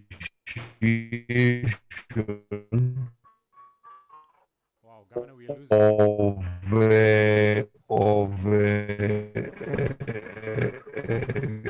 country risk, and to be able even to look at financial or audited accounts of various institutions. So that's what. Sorry, if you can hear me. Not quite clearly. Moderate. Yes, I can hear you now, but I think we lost you there for a few seconds. But I think the message is clearly indicating that we need to have the bankers, the financiers, so to speak, understanding the county risk a bit better and being able to offer custom solutions.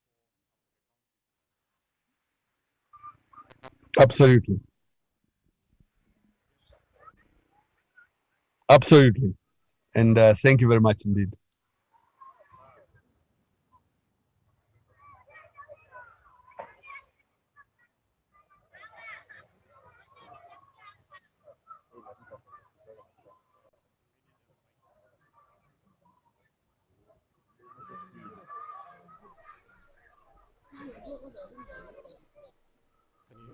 Good.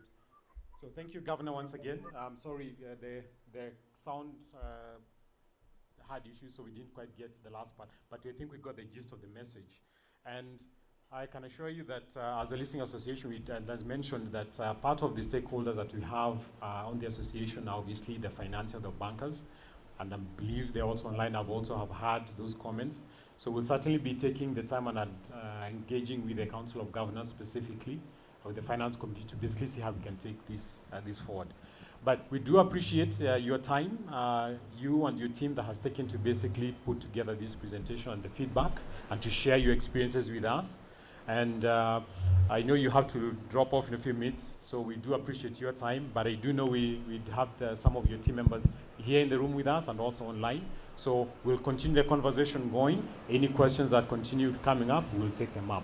We thank you very much, Governor, for your time, and have a good day then. Thank you very much indeed. Bye-bye. All right, thanks. Okay, we'll move on to our second presenter this morning, again, being cognizant of time. And as I indicated earlier, that part of the reason why we're having this session today is basically to understand how the public sector lease program has worked. And the Ministry of Interior has been one of the ministries has embraced this quite well. And that program was actually structured by the National Treasury. So we do have a gentleman from Treasury who will be able to share the insights on this. And the person we have online today who will be sharing the insights is Mr. Kitui Mumbai. He is the Director of Procurement at the National Treasury. And he has been involved in the leasing program for the National Police since inception, so 7 years ago. So we're looking forward to hear his comments and insights in terms of how the program has worked, and then we take it up from there. So at this point in time, I'd like to invite Mr. Kitui, if you're online, to please join us and take it away.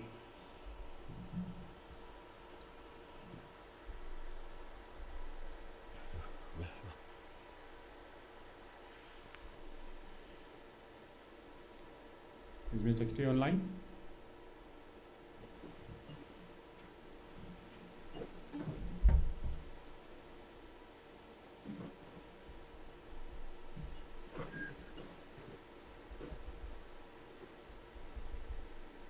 Yes,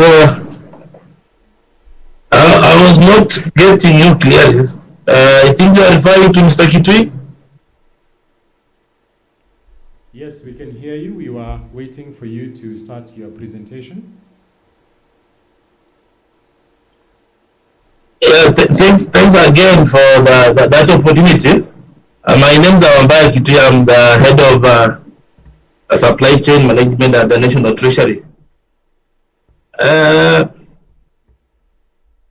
you are all aware, the national government endeavored to start the leasing program some time back during the financial year 2010-2011, where resources were identified in the budget for 2013-2014 towards the leasing program for the government vehicles, mainly serving the police force around the country. At that time, the objectives of the leasing program were basically to provide cheap access to assets and vehicles to enhance service delivery. The second objective was to unlock resources and front-loading financing of critical service, public service. And the third objective was to provide efficient and cost-effective official transport for extension workers in the government. The government envisaged the following economic and financial benefits. The first benefit was that the demand for the leasing was expected to provide some stimulus growth in the local motor vehicle assembly industry. The second benefit was that generating important backward and forward linkages in the local motor vehicle industry. Then it was also expected that this program shall stimulate development of the leasing industry, which in turn promotes development in the financial sector that is crucial for promotion of economic growth. The next benefit the government wanted to reap from this was that greater use of leasing will have established Kenya as a source market in the wider Eastern region, East Africa region, by encouraging vehicle assembly, boosting the secondary market of vehicles coming off lease, and helping reduce the importation of second-hand vehicles. Basically, that is what the government anticipated to achieve through this program. So far, the government has been able to run 4 phases for the vehicle leasing program. The first phase, which commenced in December 2013 and ended in October 2018, we had 1,280 vehicles. Phase 2 had 1,520 vehicles that ran from April 2015 to February 2021. Then phase 3, we had 500 units from January 2017 to January, I think there's which started from January 2017. Then phase 4, we had 1,380 units commencing from May 2016 and is running up to May 2023. The estimated cost of this program is roughly about 13 billion annually. And now we are doing phase 6 of the same, which we anticipate to roll out another 2,020 units.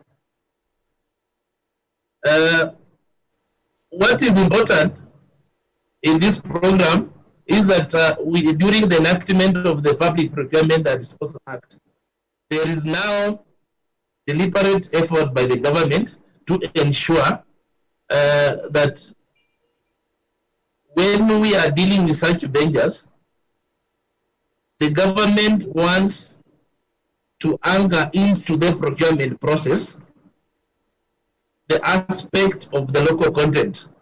So it's no longer just about leasing, getting the services, but the government is trying to see how then the industry, the motor vehicle industry, who are the primary providers of the vehicles, is linking with the local industries to see how they can enhance the local content that goes into the assembly plants.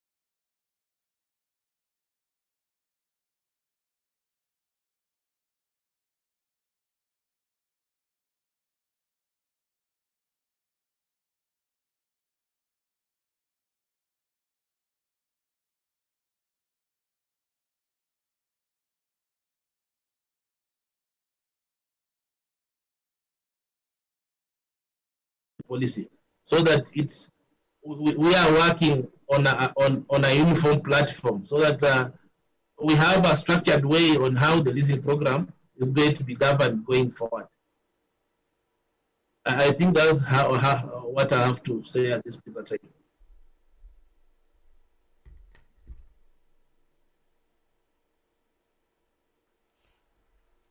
Thank you, Mr. Kitui, for those comments. Definitely much insightful and obviously gives us some insight in terms of how the program has worked. And also happy to hear that at the National Treasury you are actually working on a framework to basically then anchor the value and the benefits that have been achieved through NPS so far, and to basically scale it across the different agencies and departments within the government. Maybe the initial question as I have as a follow-up to that comment is, are you, as national government, currently engaged with the county governments on that framework? Obviously, having had the governor of, Honorable Governor of Laikipia saying that they did indeed have to put their own framework in the for Laikipia.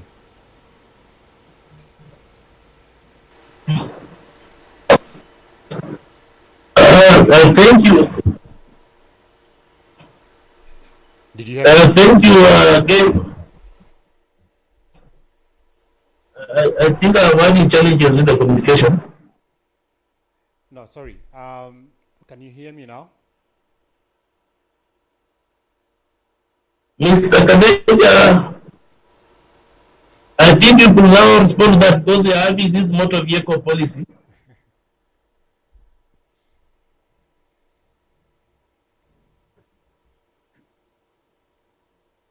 Is he online? Okay, Manakitui. As you have rightly said, we have the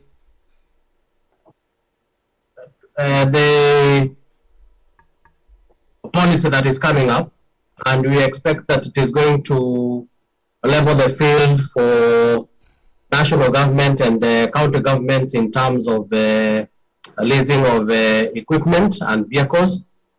So we are working on it. We have a draft already. We are setting up a team to review what has already been presented.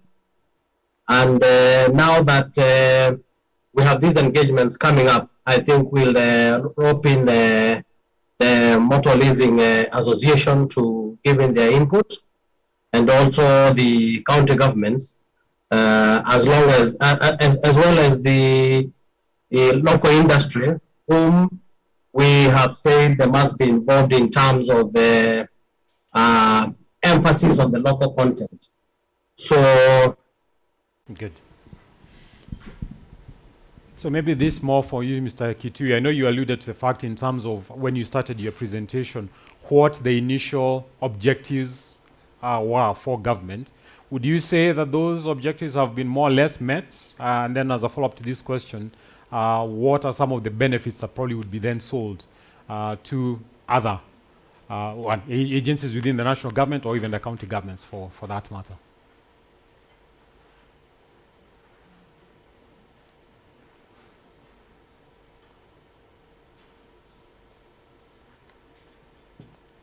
Mr. Kitui is still online with us? Or Mr. Gadesha?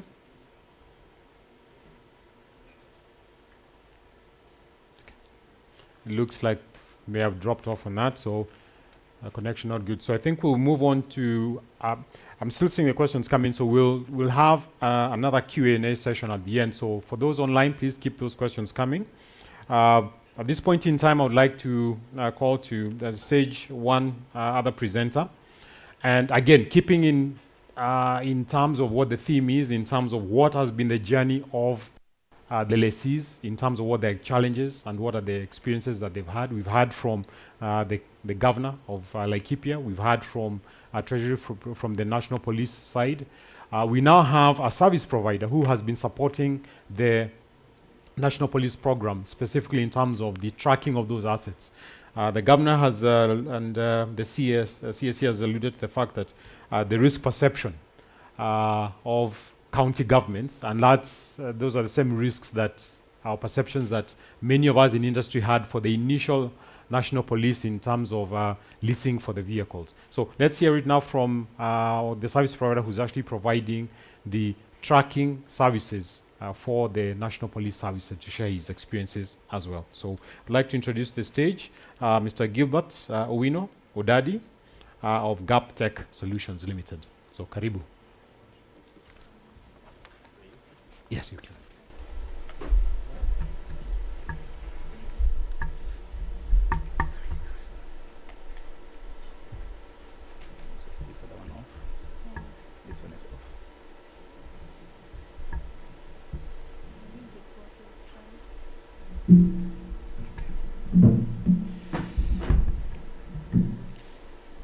So good morning, everyone. Yeah, I think, sorry. You want me to use this? Okay. So good morning, everyone. My name is Gilbert Odadi, as has been introduced. I'm the Managing Director for Gap Tech Solutions Limited. Allow me to take a few of your minutes to just introduce what Gap Tech is, and then I will embark, if you allow me, embark on the theme for today. And so just so that you can be able to understand where we're coming from and what services we are offering with regards to the leasing platform. And so Gap Tech Solutions Limited is basically an IT fleet management solution provider. And in this aspect, we are providing fleet management solution for NPS through National Treasury from phase 4. And it is from that aspect, together with other clients that are offering these services, that I'm going to be doing my presentation today. Next.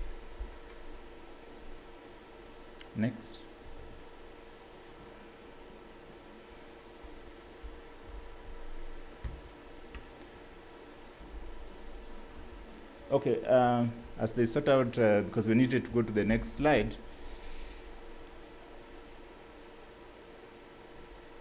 We are within the East African region, and we cover the region in terms of presence.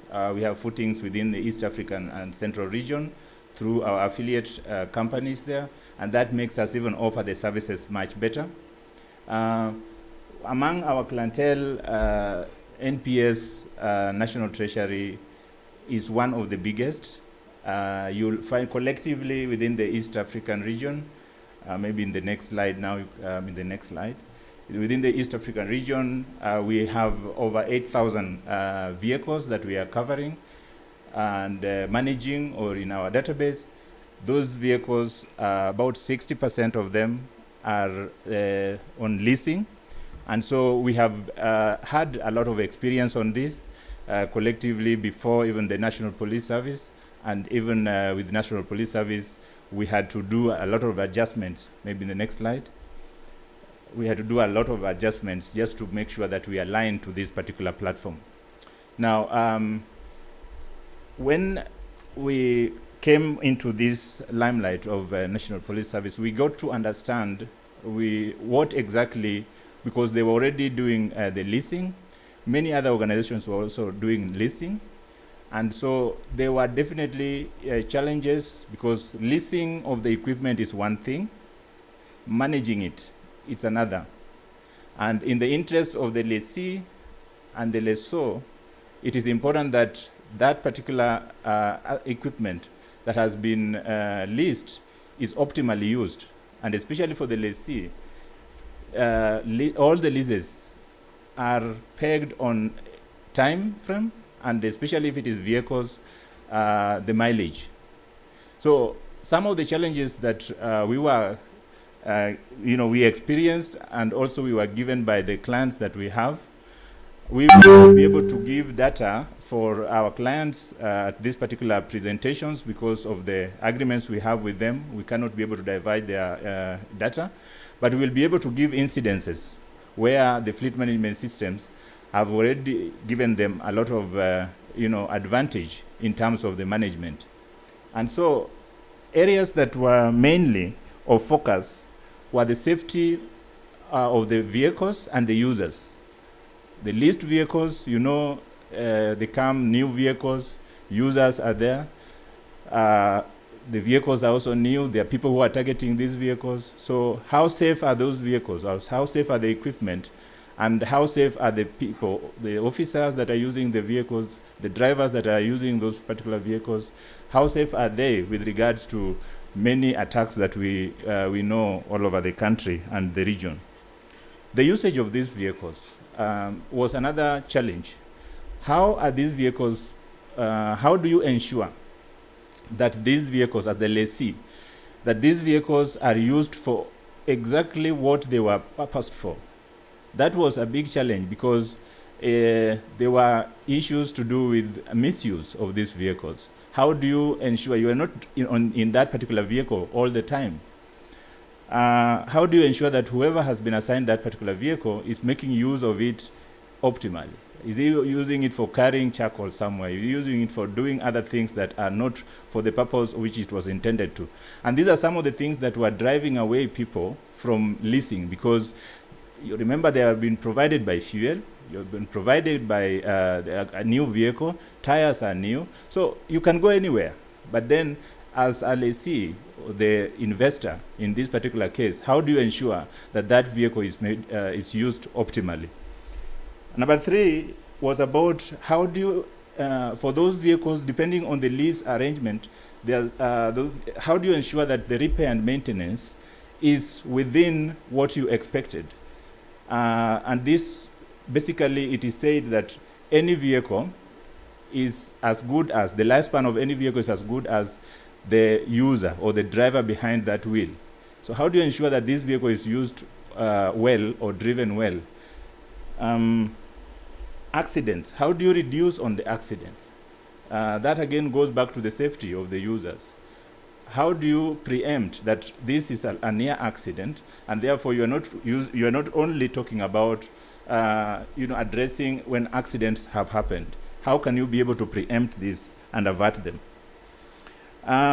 Also, the fuel management. As I said, most of these vehicles, the leased vehicles, in one way or another, they are given the fuel cards. How do you ensure that that aspect of the cost is made, is utilized properly, and there's no siphoning, and there's no theft around that? And last but not least, is about the driver management itself. How do you ensure that that driver, or whoever is using that particular vehicle, is well motivated? Now, all this is what drove back to a proper fleet management requirement for the leased vehicles. And anyone who has used a leased vehicle, or who has been in an organization where leased vehicles are used, you will attest that without a proper management, then there will be a lot of misuse of these particular vehicles.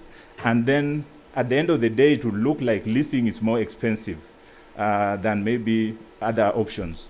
So it is on this context that I want to give you a preview of just what FMS has been able to do. And then I'll be giving cases where we have been able to use FMS to ensure that we have a proper management for the leased vehicles at the end of the day. So next slide, please. Next slide. I'd already gone through that. So the objectives, when we start with the team, the objectives for the main objective for the fleet management system was basically to ensure that there is efficiency in the use of the vehicles and the equipment that is leased. And this was through, we were going to manage this, and the system is managing this through the real-time tracking. You is managing it through, rapid response. Some of the clients that we have are the NPS, for example. There is a distress call somewhere. How do you ensure that who is nearer that particular, or which officer is nearer that particular incident that can be able to respond to that distress call or an urgent need rapidly? That the system is helping very well in getting this information real time. And so it is not a matter of calling somebody to find out where was this, where are you, so can you be able to respond to that particular incident. The system, the officers have got the view of the system, and they can be able to respond rapidly to distress calls. We have assignment of vehicles. Vehicles are assigned to regions, locations.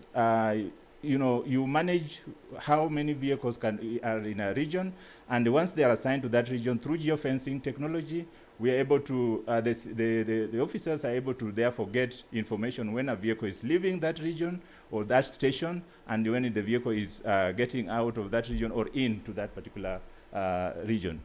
Sometimes some of our clients have to carry very high value or equipment.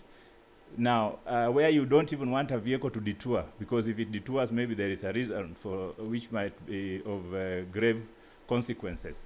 So geofencing, again, is done on that particular road, and once it's assigned, in case it detours, then an alert is sent immediately to the person who is concerned and be able to get this information real time. I will be showing you some of the cases where we have had to use those kind of situations. Then we also have a number of violations. We all know that accidents happen in this country a lot, and we have, as per last year's statistics, unfortunately we lost over 3,600 or so, citizens in the aspect of accident. Now, speed is one of the biggest causes of accident. A system will be able to check on the speed or the behavior of the driver, including speed, and will be able to therefore give alerts in advance that you are speeding. To the driver, it is a beeping, but also sends this information to the relevant authority for intervention. But should there be an accident, then an investigation is also launched, and we will be seeing cases where that have happened. Vehicle downtime. In a number of cases, we lease these vehicles, but as I'd said when we started, the vehicles are pegged on mileage and time frame. So if it is for 4 years, there's given a mileage within which it should be able to cover within that period. Else, if it is excess, then extra cost comes with that. Now, if you don't manage this from the word go of that particular lease contract, then you're likely to have a problem towards the end, because now you have probably situations where one vehicle or 3 vehicles or a portion of vehicles have done very high mileage, yet others have done very little mileage. So the system helps in the aspect of rotation, in giving information on a quarterly basis on kilometers already covered by each vehicle, what is left for that particular lease period, and so necessitates the rotation of those vehicles so that optimally those vehicles are used within the period without costing the lessee much more with regards to mileage. Next, please. Now, our vehicles are, when they have been leased, they are like our inventory. So we want to know the status of this vehicle. Anytime, the status of this particular vehicle, whether it is grounded, accident repair, accident write-off. Our system on a monthly basis would be able to give those reports and be able to tell the status of those particular vehicles and the percentages of vehicles that are allocated to which particular agent or which particular group or region. Also, we have I talked about the rotation earlier, but the service, very critical even for the lessors. Vehicles have to be serviced within a period as per the schedule. Now, if our system comes with a way in which it be able to alert or inform whoever is concerned that the service for that vehicle equipment is almost due. And that way, therefore, you start preparing for that particular service, and you ensure that the vehicle doesn't go beyond the service, because in some contracts for the leases, that comes with a penalty if you don't take the vehicle for service within the specified period, mileages. Then, in terms of the expiries, some of the adjustments that we have had to make generally is to ensure that we bring in the module for leasing into our system, so that when the leases start, right now, most of the leases that maybe are ongoing for the government are batches, as have been said clearly here by Mr. Kitui. But you will find a time, as we embrace this, we will find a time when we have several start periods for the leases. So this will be able to keep the data and keeps the data for the lessee, and we'll be able to give regular reports. How many more months are you left with this particular batch of vehicles for the leasing period? And then the last but not least in this area is basically the historic performance. A number of times users struggle a lot to determine from which dealer do I buy the vehicle. Based on this, if you have the correct data in, you are able to then, analyze and say this particular type of vehicle for this particular type of region, when it was in the lease for the period A to B, it served as better because it had less downtime, all those parameters that would make you go for that particular model again. So it acts as also an information history information for us all. And so the KPIs, we have key performance indicators for the system in the system that will be able to give at the managerial. The next slide, please. Our system comes with a dashboard like that, and you're able to give the key performance indicators. The kilometers that I've talked about, you can see them there, and that would be real time if you are on the system. Real time in terms of the kilometers done as at that particular time. It gives you the kilometers done for, you can choose whether it's a group of fleet or the entire fleet. You can choose for today, and it updates this each and every 2 seconds to see how you are doing. And so Well, if you had your expected kilometers, then you'll be able to have this dashboard give you very clear indication.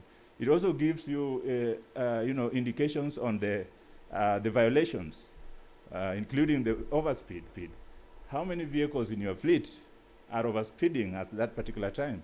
And you can, if you zoom in, you'll be able to find which vehicles are these that are overspeeding. That's probably an accident, aversion, instead of waiting for it to happen. It gives you a number of, events. You can be able to tell which kind of events are being violated at that particular time. You can see them there, some of them that have indicated there. But all in all, what I'm saying is that you will be able to have that particular vehicle and your entire fleet at your fingertip with using the system. Next slide, please. Some of the analytical performance reports that you'll be able to, as a manager, you'll be able to get. Also, just in a different way, those are acceleration, fatigue, how harsh braking, that is those who are using too much force on their brakings for reasons including speeding. All that you'll be able to find there. The system will be able to give you this analysis. So instead of waiting to do probably to guesswork, you engage a system that will be able to give you some of this information. After the setup, you are ready to go with a system that will be able to give you all the information that you require as far as that that vehicle is concerned. So I'll rush through the individual kind of reports very quickly, so that next please. That's the how it works. I think all of us probably are aware. Just go to the next one, please. So that module is what we had to introduce, I said, for the leasing, particularly, so that we have that data in. Next, please. That's how you will be able to get your tracking, multiple or individual, and you see your fuel levels there. Next, please. This you're able to integrate it with the traffic, so that the driver as he goes on, he'll be able to tell whether there is traffic, Nairobi what it is, especially with these constructions going on. You're able to tell what is ahead of you because it's integrated with the Google map. Next, please. You can replay that system and see exactly where your vehicle has been or your asset had been for a period of time that you'd want. Next. I'd said earlier about finding the nearest vehicle. Let's say an incident has happened. You just need to click on that particular incident location, and you'll find you will be given options of which vehicles are near. And so those are the vehicles to assign to that if you have to respond to it quickly. Next, please. The alerts that I talked about, these are preventive. Instead of waiting for something to happen, you are using it to prevent those particular incidences. And so that is when the service is almost due, when the vehicle is overspeeding, when there is an emergency, SOS, a driver has got distress, he calls that. Next. Yeah, the geofencing that I talked about in terms of the region and maybe the route, you'd be able to do that from the system. Next. Yeah, so we have several core management reports, as you can see there, the periodic kilometers, and we'll be able to now addressing those challenges that we talked about initially.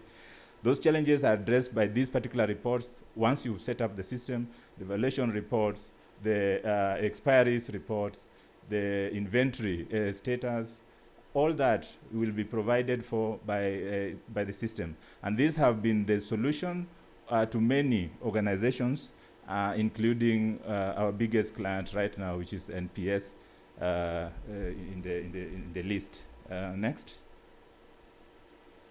Some of the reports, utilization, vehicle utilization. How are most of your vehicles being driven? Somebody had already said it here. You buy those vehicles or you lease the vehicles because you want them used.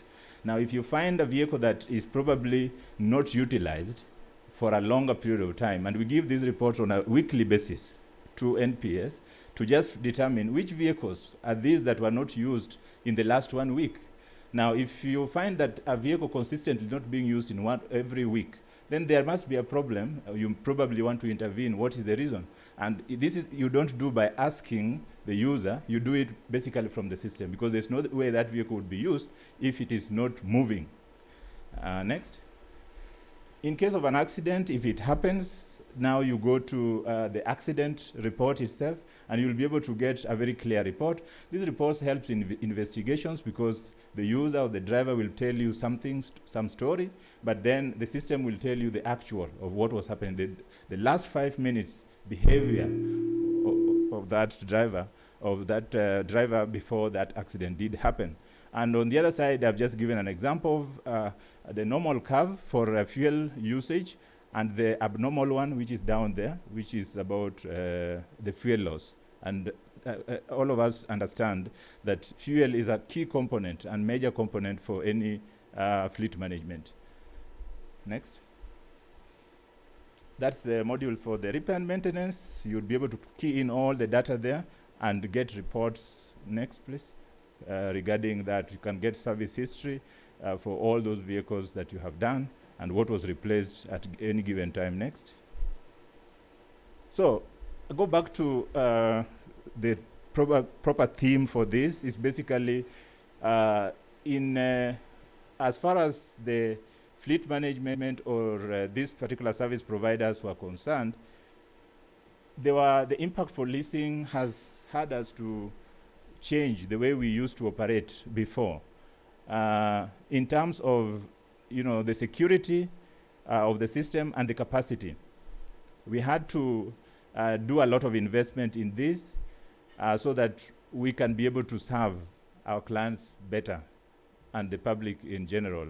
And so we have had to change a lot in terms of our security, in the system security, and also its capacity, so that there is, every time the system is more reliable.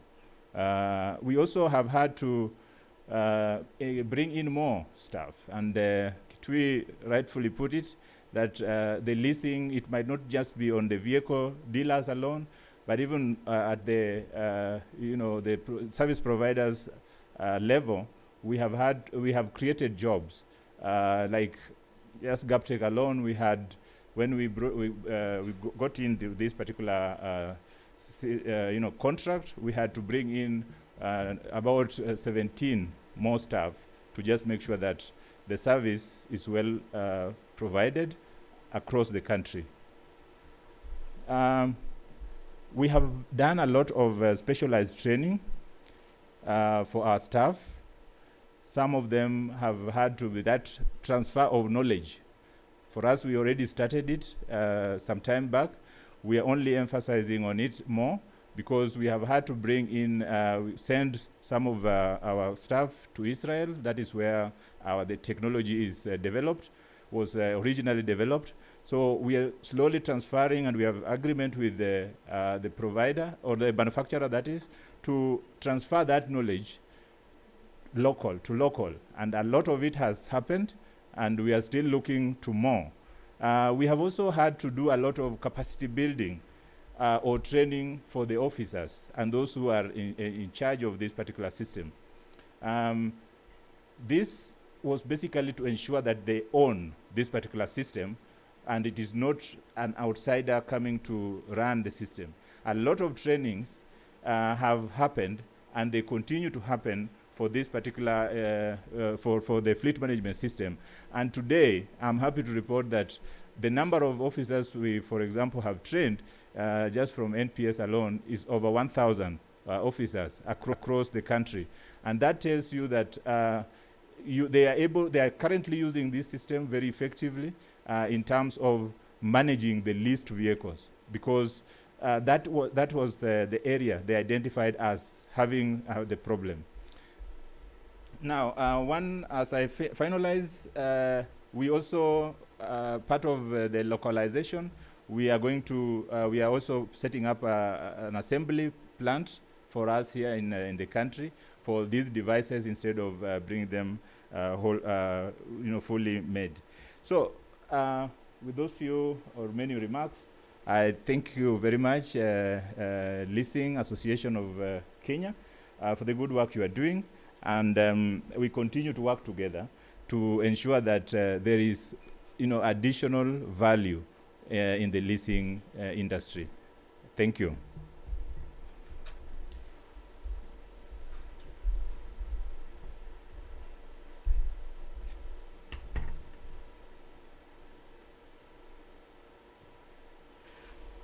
Thank you, Gilbert, for your presentation and insights in terms of what is happening with the vehicles that some of the sponsors and some of the members in this room are kind of it.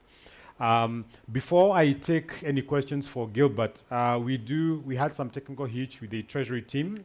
We lost them and there were some questions which had come in and I know they need to drop off again. So I would just like to confirm that indeed they're still online. So Mr. Kitui and Mr. Gadesh, I believe I hope you're still online. Good. So there was a question that was being asked the time you broke off, and this one was specifically directed to Mr. Kitui. You did mention at the beginning of your presentation what were some of the objectives that the Treasury was trying to achieve with the leasing program. And the follow-up question that came to that or related to that from Mr. Giduku from Laikipia County is, what are some of the, from a policy framework point of view, you've mentioned that there's going to be discussions that are happening. The question that was asked by Mr. Giduku was, what sort of learnings have come out of that will probably be, and how are they going to carry over into the policy document that you're working on right now?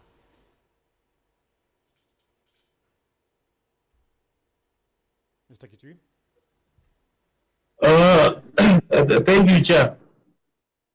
This is a very exciting program, and as you are aware, the government is trying to get the best out of it.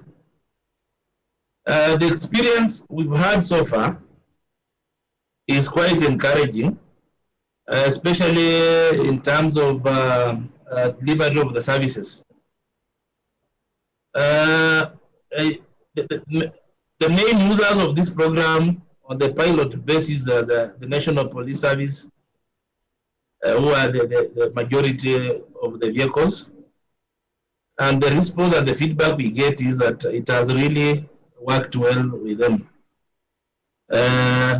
So far, of course, there are challenges to do with the costing of the rentals, which some circles feel there's a lot to be done, so that we try to bring down the overall cost of the leasing program going forward. As you are also aware, this might be also informed with the quantity of the vehicles we intend to bring on board, so that the companies involved will be able to leverage on the economies of scale and subsequently bring down the reserves and costs going forward. Apart from that, we have had an engagement during the previous tender. We actually had a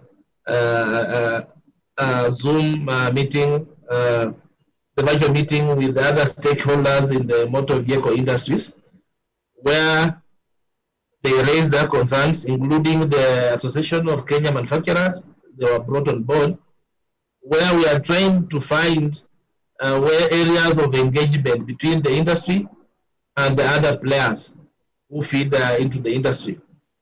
Concerns were raised about the quality of the products being manufactured by our local industries, where some of the dealers, the motor vehicle dealers, felt it may not be as per the international standards, but that was being addressed by the Kenya Bureau of Standards, so that there's robust engagement between the industry players to see that as much as the government is pushing for the local content, this local content should also move and be to the standards that is acceptable overall as per the motor vehicle dealer standards internationally. Another issue had been that we're trying to encourage the local assembly, and the question which came forward was, what is this that we are really calling local assembly? An example was that if, for example, one is importing tires from any other country and the tires are not being manufactured here in Kenya, what has been happening is that the the motor vehicle companies have been listing such items as local content because they are sourcing from somebody who is a local Kenyan, but this local Kenyan has imported the products from some other countries. Now the focus now is shifting to the manufacturing and production side. What we want to classify as local content is what is manufactured and assembled locally in Kenya. The other issue was now of what components goes into this production that can be manufactured locally. We've tried to ring-fence, and our approach is that because we are running the program for a 4-year period. Now, our approach is that initially, it might be too soon to call for all these drastic changes. But we want to see, we've set up a very strong M&E team to see how we transition, these companies are transitioning in supporting the local, feed into the leasing program, the leasing the vehicles, over a period of 4 years to determine, to see the level of engagement at the end of the lease program that shall then also inform our collaboration going forward from the 4-year program. So those are some of the, I think, achievements we intend to roll out, and it has been generally positive and supportive. And we're trying also to see if generally do we then also look at the length of the leasing program. The thinking is that we also as government have short-term requirements for lease. How then do we factor this? How do then contract this arrangement so that if the government department, for example, wants to lease a vehicle for a period of a week or two, how do we address that? Because now where we are talking of the 4-year lease, which the bankers are committing to finance the whole vehicle purchase. Sorry for that program. So sorry for that. But how then do we treat these short-term leases? Because overall the government wants to move away and stick with their own business, away from this business of ownership of vehicles as government assets. So those are areas which we are engaging closely, and I'm happy now with the leasing association on board is something to come up with a proposal so that we can try to incorporate in our procurement processes when we are going for the next level of tendering, to see that all these short-term requirements are brought on board going forward. Thank you, Chair. Thank you, Mr. Kitui. Maybe to add on to that, okay, go ahead. Chair, if you allow. Yes, please go ahead. Well, we are really emphasizing on the local content, and one of the areas that we are seriously looking at is where are the service points for these vehicles. If a vehicle is in Lamu, currently, it has to go all the way to Malindi for service. If a vehicle is in Marsabit, it has to go all the way to Meru for service.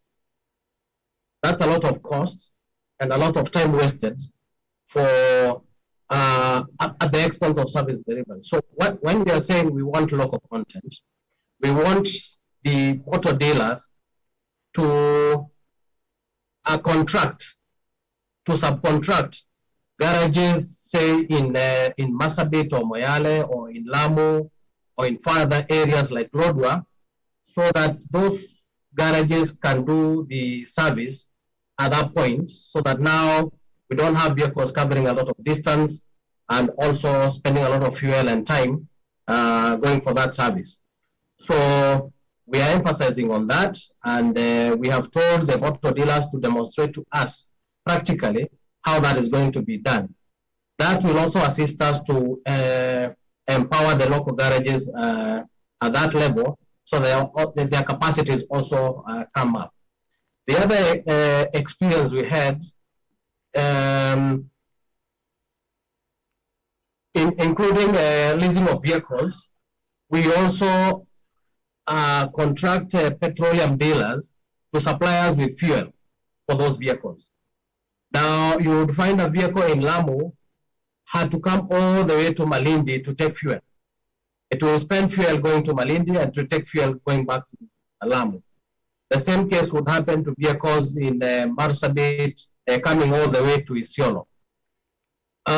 We have encouraged the petroleum dealers now to contract local petroleum stockists to team up with them so that we avoid that waste, because to me that is waste, where a vehicle has to move 100 kilometers or 200 kilometers to get fuel. And the petroleum dealers are agreeable to this. And as I said, it's part of the local content, and it will assist us to also assist grow those local investors in those areas. Thank you. Thank you, Mr. Gadesha and Mr. Kitui, for that feedback. I think it's quite clear the issue of local content is very high up there in terms of the expected objectives for the leasing program that the government is looking at engaging with the industry. I've got several questions that are coming through online, and this is again for the Treasury team. The general theme about this from Kilifi, other members, but I think the general theme of these questions goes back to the issue of risk management, which the governor alluded to early on in terms of the perception of government as being very risky, and how that risk is managed in terms of having then guarantees. So most of these questions are around from the counties themselves. Is there an opportunity or thinking as part of this policy framework that there would be some level of guarantees being offered by the national government, or is, as Mr. Kitui alluded earlier on, that counties are meant to be fairly independent of the national government from a financial perspective?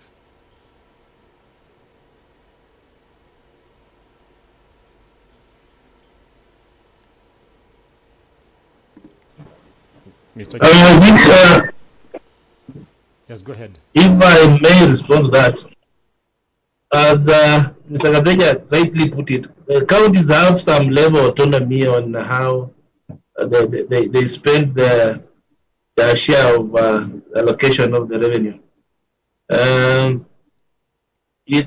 As much as the dealers, the people engaged in the leasing program are jittery of those guarantees, it's just like discuss across. This is basically just engagement with the government, and the laws which are there surely provides for that cover, that there's no government entity which at any particular time will want to engage in an activity that is not budgeted.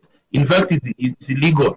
So there are those challenges which come with, of course, exchequer releases here and there, given the situation, the COVID situation obtaining in the country at the moment. But these are teething problems which, of course, the government will overcome. And when you normalize, there's no cause really for that fear and panic, and that the players engaged in the leasing program want that guarantee. All entities giving government services, there's that commitment that once the government engages with you, there must be budget for that, and the commitment that the payment will be done. So to me, it is a fear which is there, but this fear is unfounded. It's just a question of the counties trying to manage their resources properly, which they have been trying to do, and the exchequer, from the treasury point of view, of course, with the challenges of raising funds, when we always allocate funds as requisitioned. So going forward, it should not be a major issue. The issue is that these are very wonderful concepts, which actually should be embraced by other counties, and this is the way to go. So if you want business in the motor vehicle industry, I think if you are missing out of this leasing program, you might be late. That's my observation, Chair. Okay, good. Thank you for that. There's a question on the floor here for you, for Treasury team. Thank you, Chairman. I feel like I want to stand. Go ahead.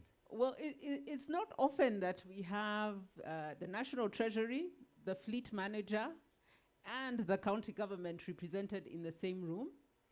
And as the representative from the Treasury told us that one of the things that the program was meant to do was to deepen the leasing industry. And it has actually done that. We have entered the top 50 global markets because of the Treasury program. Maybe that's not common knowledge, but we are globally now one of the biggest markets because of the size of the National Treasury project.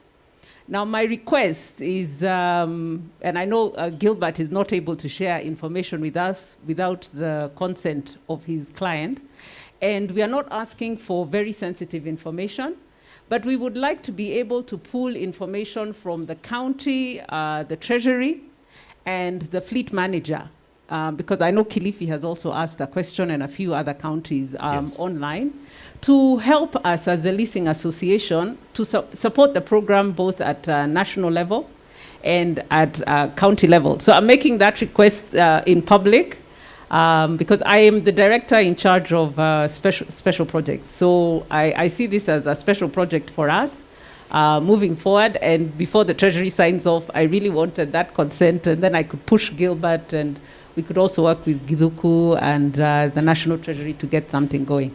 So I don't know if that's something Mr. Kitui can commit to in public. Thank you. Okay. Well, I didn't get you at the beginning. Which information, ma'am, are you requesting for?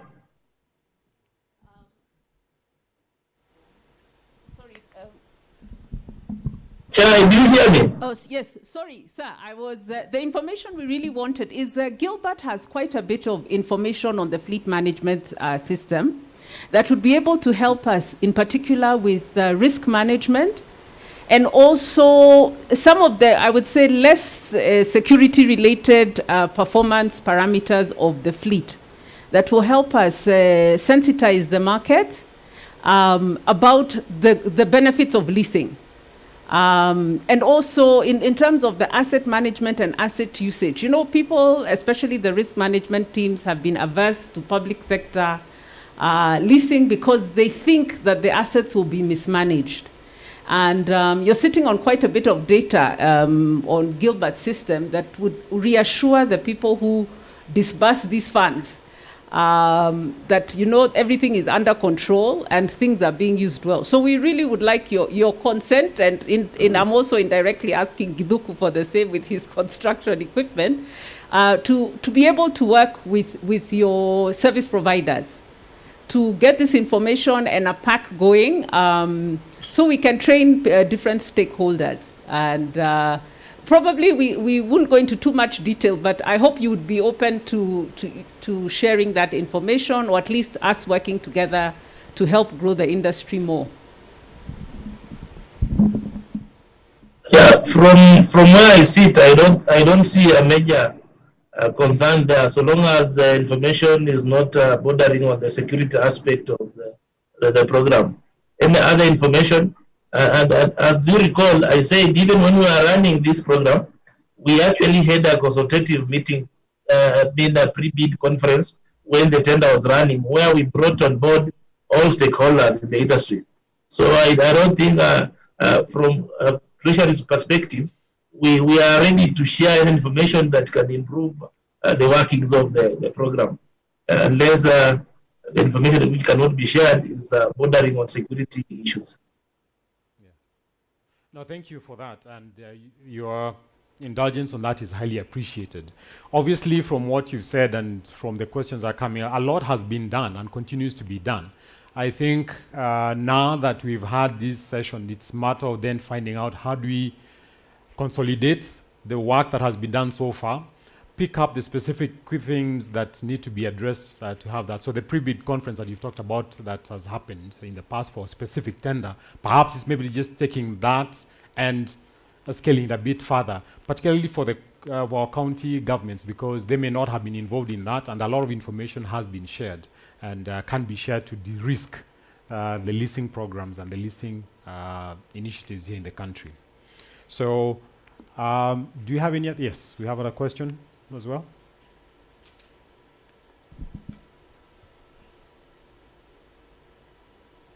Yeah, thank you very much, Chair. My name is Oscar Saina, and my question goes out to the Treasury team as well. We have witnessed very steady growth in the leasing industry thanks to your support, especially with the National Police Service leasing program. Going forward, are we expecting to see the same being rolled out to other government entities, parastatals, and ministries? Thank you.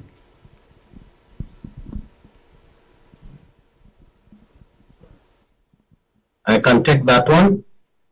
Yes. Chair. Yes, go ahead, please. Yeah, it is true. We are going to roll out this program.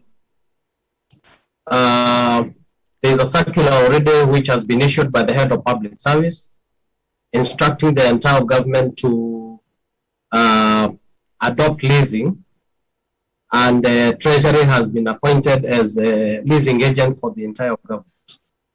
We have seen a lot of interest from the ministries, departments, and even parastatals. They have written to us, and we are advising them on how to go. The first thing that they need to do is to ensure that they have budget for the leasing, because Treasury doesn't have the budget. The budget is for the ministries or the parastatals. Once they confirm to us that they have that, then we proceed and get the vehicles for them. We have already leased vehicles for NMS, Nairobi Metropolitan Services. We have vehicles leased for NTSA, the DPP, and PDU. And we are seeing many more interests coming up. Therefore, there is a lot of growth that is coming this way. And therefore, such meetings are very good because they'll bring all the players together. And I would say that all of us are on a learning curve. We are on a learning curve. So any information that we can be able to share will be important for everybody in this area. Thank you, Mr. Desha, for that clarification. Maybe as a follow-up to that question, we've been dwelling quite a bit on the vehicles specifically. What about other asset classes, other types of equipment, be it in agriculture or manufacturing type of equipment? ICT? We haven't gone to the other areas, but as you are aware, Ministry of Health has already leased equipment. We are yet to get requests on these other areas. The only request we have had is from the Ministry of Defense, which intends to go to infrastructure development, and I think the best option for them would be leasing. So the matter is still at a discussion. I think it will be made public once we reach an agreement. Okay, good. Certainly sounds quite a bit is going on around that space. Do you have any other questions in the room? I've not seen any others online specific. Oh yeah, for Treasury, the only one that has come online on this is tied obviously to the recent budget reading, where there was the proposal that the input VAT would not be claimed, so which would have a very big impact on leasing.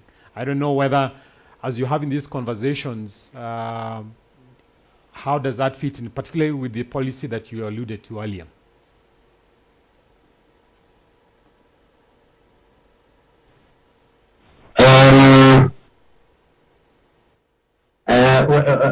Let us not go into that direction of VAT because Treasury requires revenues.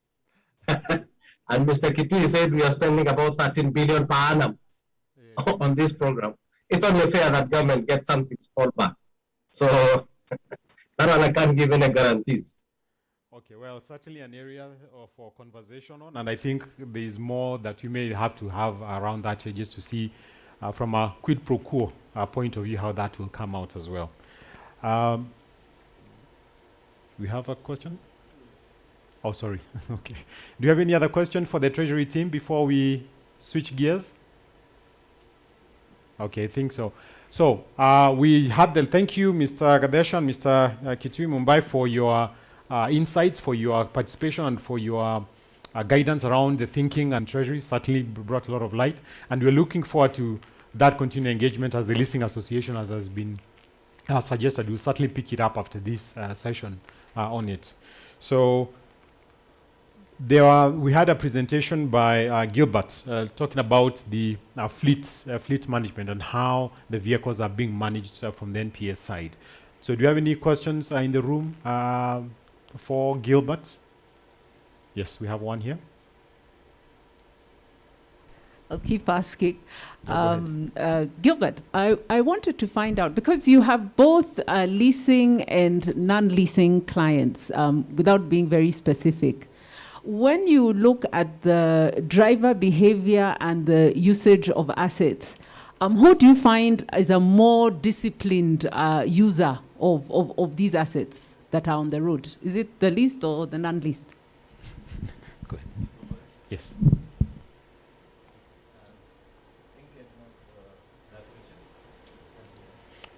Is it on? Do you have another mic, please? Oh, it's on now. Sorry. Thank you, Edna, for that question. Yes, we have both of the divides, that is the leased vehicles and the non-leased vehicles.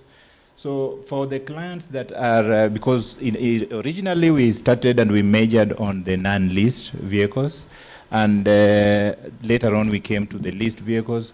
If I look at the analysis, I think we did about, last year we were doing that kind of analysis just to see it and get some data on that. What came out and very clear was that for the leased vehicles, originally they were very reckless, I would say, in terms of because the system grades drivers depending on their behavior automatically. Now, this could have been attributed to the fact that the non-leased, most of people who were on non-leased and had gone through a lot of trainings, because I can only talk about the vehicles that we were managing. So by the time we were doing that analysis, most of the vehicles that we had done a lot of trainings, because we don't just install the system and leave it there, but also do a lot of trainings, including to the drivers. And we, some of the organizations, including some of them I know, are using the driver performance report to either promote the drivers or award the drivers. So that way, I have to say that as at last year, the others divide was much better. That is the non-leased compared to the leased. But gradually, I think even the leased have started going up because of this continuous training that we are doing to the drivers. Thanks. Okay. Any other follow-up question on that?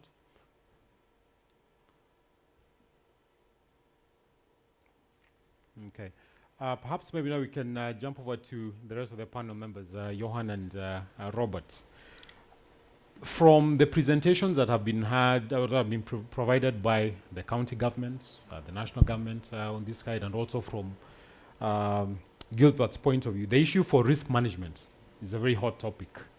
Perhaps, Robert, from your end, being one of the financiers for the leasing program for the National Police, what would your response be on that? And perhaps also, as you respond, give an indication as to level of participation you've had with leasing with both national government and county government. Thank you very much. Good morning, all. Yeah, my name is Robert Marete from NCBA. I manage the NCBA leasing, and today I would not only talk about the NCBA leasing, but I also talk about NCBA as the fund of lessors. We've had Governor mentioned strongly that funders are key to drive the leasing program. And I really appreciate presence of Mr. Githukuya, who we started talking about this, having this conversation of county leasing. He read down the fact that what Kitui mentioned, the perceived risk, which is not there. And with time, obviously, we've come to the funders, or rather, I'll talk about NCBA. We've come to realize actually and profile properly and realize, yes, it's just about how you structure.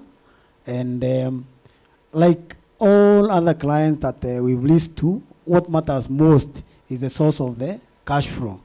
And once you manage to ring fence the cash flow, which we can see like Kipia and some other counties who are in the forefront of that, have been able to demonstrate that they have been able to ring fence that cash flow, then your rentals are available for payment. And yes, the numbers that matter to you matter to us at NCBA. I'm saying this when the CEC for Laikipia talked, Finance CEC talked about the kilometers done. And when a certain Gikonyo there talked about his milk going to the market, it's the number that matter to them. And for us, we may be talking about offering a vehicle, giving a grader, but what does that translate to? To my mother in the village, when Kitui talks about picking a Land Cruiser to station in a police station in down interior in Meru, to my grandmother and mother, what matters to them is when they need the police, they are there in time. And that's the number that matters to them. And for us, it matters to us because it will give us the rentals. So on down to the question of the risk, Gilbert has really talked about the risk so much because all the lessors are worried about, most of the worries about the lessors, especially the past days, was about I'm giving out my vehicle, I'm giving out my medical equipment, and the question I keep getting is, and what happens if I do not see it again? And this is a question that funders, even internally at NCBA, the credit risk people, I have to talk to them and convince them beyond doubt that this asset will be available. We can get it if need be. And Gilbert and colleagues in that industry have really provided a solution that have made leasing possible. I'm not sure it would be possible without your participation, and it's good that Chair, you gave him quite some time to talk about it. Yeah. So yes, on the risk perspective, I would say yes, we've seen a bit of risk on non-motor, given the tracking capabilities in that area, and that's one of the areas that I will tell Gilbert to check on. Whereas on motor vehicle, you can hide the component in so many areas. We find in medical equipment is very few areas you can hide that gadget. So yes, but the counties, I would say, we do not foresee that kind of risk in counties, in big hospitals, in corporates. I'm looking at, let's talk about a simple case of MRI scanner in Laikipia level 5 hospital, level 4 hospital. If we talk about MRI scanner there, it's the likelihood of moving that scanner from that hospital to any other place is very low, is remote. And even lab equipment, moving it from the lab to another location is a whole ceremony because there are patients waiting. There are people who can see it happening. And it's good, like the governor talked about, Honorable Governor talked about transition. And these are entities, these are body corporates. They are not even companies. Like today, I'm running NCBA leasing, but tomorrow there will be somebody. It's an ongoing concern. And the key thing is just for the financials. I'll talk to Nelly here, who is my funder at the back, is for Nelly to understand the source of comfort is that there are hacks around that. Like you've had, there are regulations around leasing passed by the county, and all the steps are followed. So even the next government that takes over, the risk is low. I think I will end there, but just to give comfort to the funders and to other players, actually, the risk is very low. For the years we've done leasing, at NCBA, we've done it actively. I can say this is like our 6th, 7th year. We've not lost any single asset. And I should think, I will expect my colleagues who have been in it for long to mention their experience. But we've not lost any asset in terms of risk. Okay, good to hear that. Maybe as a follow-up to Johan then, the financier says he's not lost any asset. On your side, have you lost any asset? Obviously, there's also always risk to lose assets. I'm Johan, I'm representing Rentworks East Africa. We've been the pioneers of leasing in Kenya. We've been present since 2003. So we've been around the block a few times. We've had good, we've had bad. Mostly good, obviously. That's why we're still here. From a risk point of view, and let's focus on the topic at hand today, which is counties really, and then central government. And I'd like to focus on counties for now. I think there's a lot of work that went into the process over the last few years. It's been a successful project. It's been running for two and a half years now, maybe longer. There's quite a few assets that's been financed in the market, and I think lots of counties can learn from the experience that we've achieved so far. The risk, as explained before, if money is set aside, there's budget, there's allocation. We don't see the amount of risk that some of our funding partners do see. We've put funds aside sometimes in advance so that we don't have to wait for these decisions to be made. And it's important that we actually facilitate the process, get it off the ground quickly, and get it moving. We've seen the differences that it make. We'll focus on your risk question. I think there's a lot of information I can share later as well. Yeah. But leasing is actually very good for counties, for central government, which is really should be focused on service delivery with a limited budget. And this is what leasing allows you to do. Uptime, service delivery, increased revenue. That's what we need to focus on. Good. Yep, good. No, thanks on that, Johan. I think the point has been made. The issue for risk, the perception of risk, both from a funding point of view and obviously as from the lessee point of view, has actually been, more so to speak, been demystified. So I think for the most part it's the lessors that you may then need to then look at what does it mean if both from a funding point of view and from a lessee point of view the perception seems to be low. What can we then do? And I think from what I'm hearing from both, particularly from the lessee side of things, is what sort of custom solutions or value addition can we provide to the lessees? Because obviously what works for Laikipia County may not necessarily work in another county because of just how you probably structure. And we've had it from an impact point of view. What one county chooses to look at in terms of the area they want to focus on. Say if it's agriculture, if it's manufacturing for that matter. How is that going to then factor in terms of the risk profile of the assets that are being taken up? So it's good to hear then that the issue then for risk is not as big as we have been saying it to be. Robert, Maretta, I'll have a follow-up question for you. And this is based on what has been indicated on this.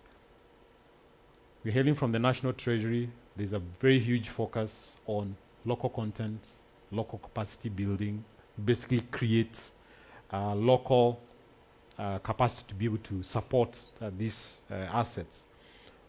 What are you seeing from a funding point of view? Assuming then that you're working with, say, multiple providers, how is that going to factor in, say, from a funding point of view, either from a risk point of view or even from a assessment of the transaction? Thank you very much, Anthony. I want to talk about this part in terms of,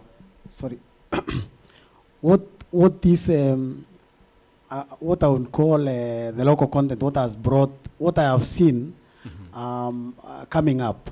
I'll talk about Toyota and Isuzu being our key partners in this supply of vehicles. And what has happened is that you'll find there was initially no motivation for say those big players to set up a dealership in a place like Isiolo, in a place like even Marindi actually, until there was enough numbers, because the government brought in the numbers that made sense for these services to be now, for these dealers to have interest in partnering with local players in those areas.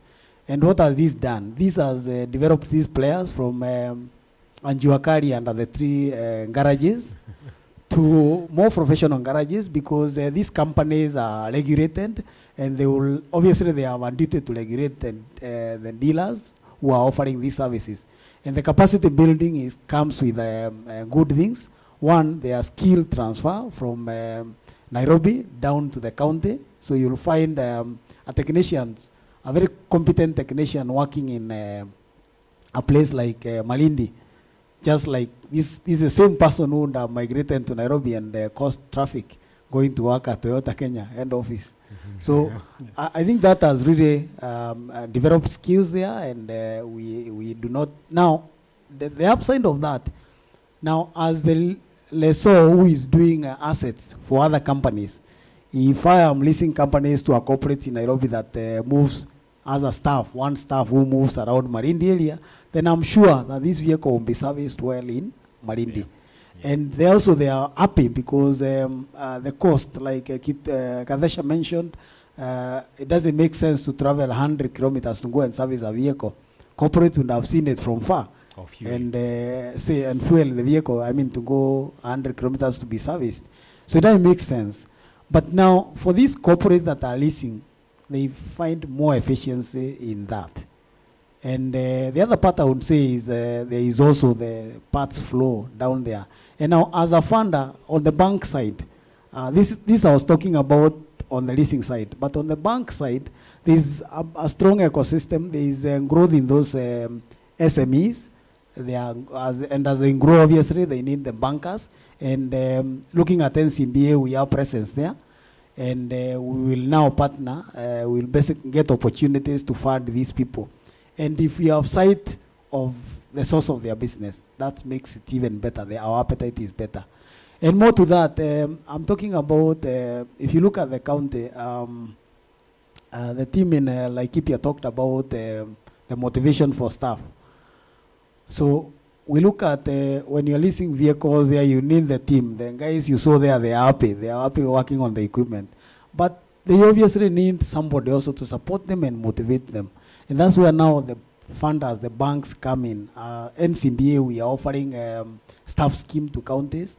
So we can have the conversation around that, the mortgages, the car loans, so that this gentleman comes from working on his grader, he goes home a very happy person, and is motivated to come the following day. So yeah, that bit I can say the local content will really develop both the resource. There is an advantage to the lessor and also the funders. Okay. Yeah. I'll ask the same question of you, Gilbert. I had you mention that as a company you are making a huge investment in IT and different assets. It's not a vehicle.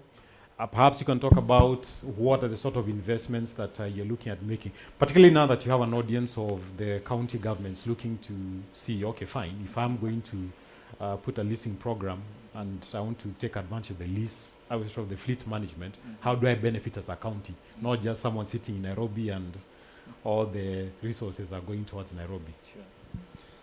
Thanks, Chair. Thanks, Chair, for the question. Yeah, at GovTech, what we have done is, decentralize our operations. And our decentralization as at today is based on the regions. We've grouped counties and said this is this region, Western region, that region. Currently, maybe we have about 10 regions. Those were initially not there. We didn't have offices and personnel actively in those regions until that when we got this the lease program and especially NPS. Now with those county offices or regional offices, we have purposed to get the locals from those particular regions to train and to make sure that they are capacity built to be able to support the fleet management system from that level. So it is not that everything is run from Nairobi like before. So that is one way of making sure that the localization is done. But also in terms of initially we were importing very complete devices. We have started bringing those devices non-assembled, and then we assemble them here proportionately because we still don't have a high capacity.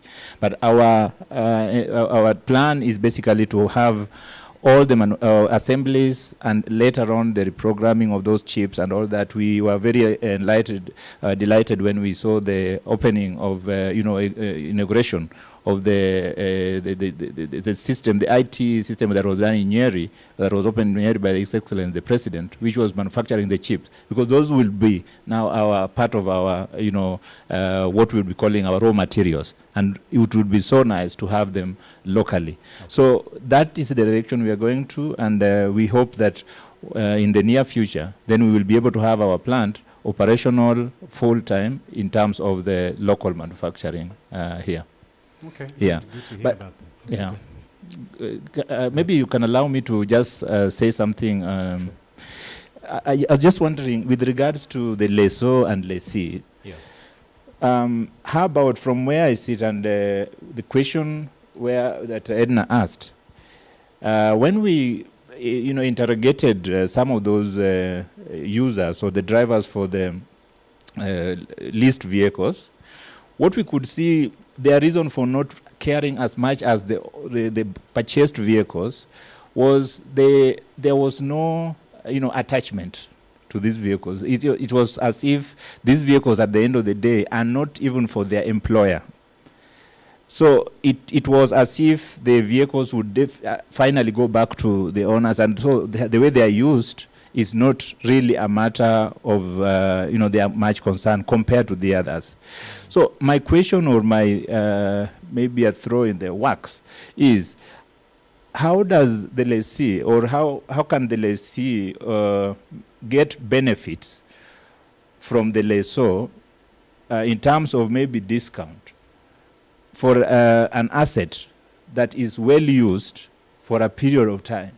That would probably bring in some enforcement of discipline and enforcement of systems that would ensure that vehicle, because at the end of the day, what happens to a vehicle that is well managed at the residual value or at the return time?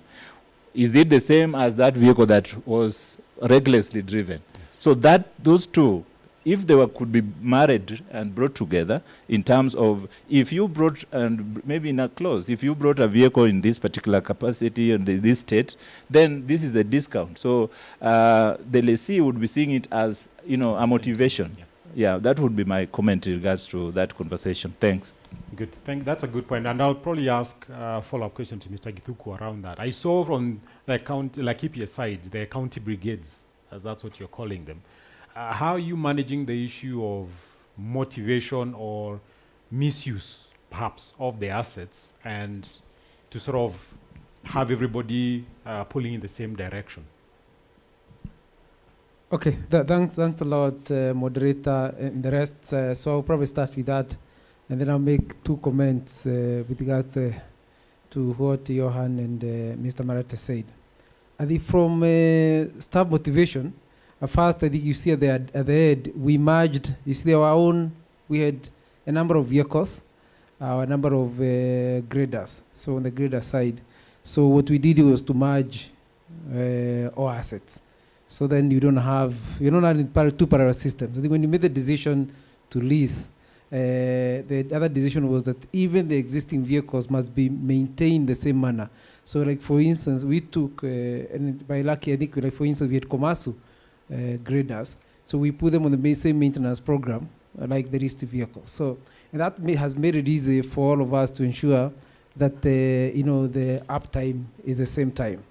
The second thing, so there is no, you can misuse this one because it's bought, but you got to use this one because it's watched. So we've obviously the good thing. So you're using the same system of tracking, both owned as well as these assets, because we pay for them anyway. The second part is that I think there's something that CEC mentioned about the way we work.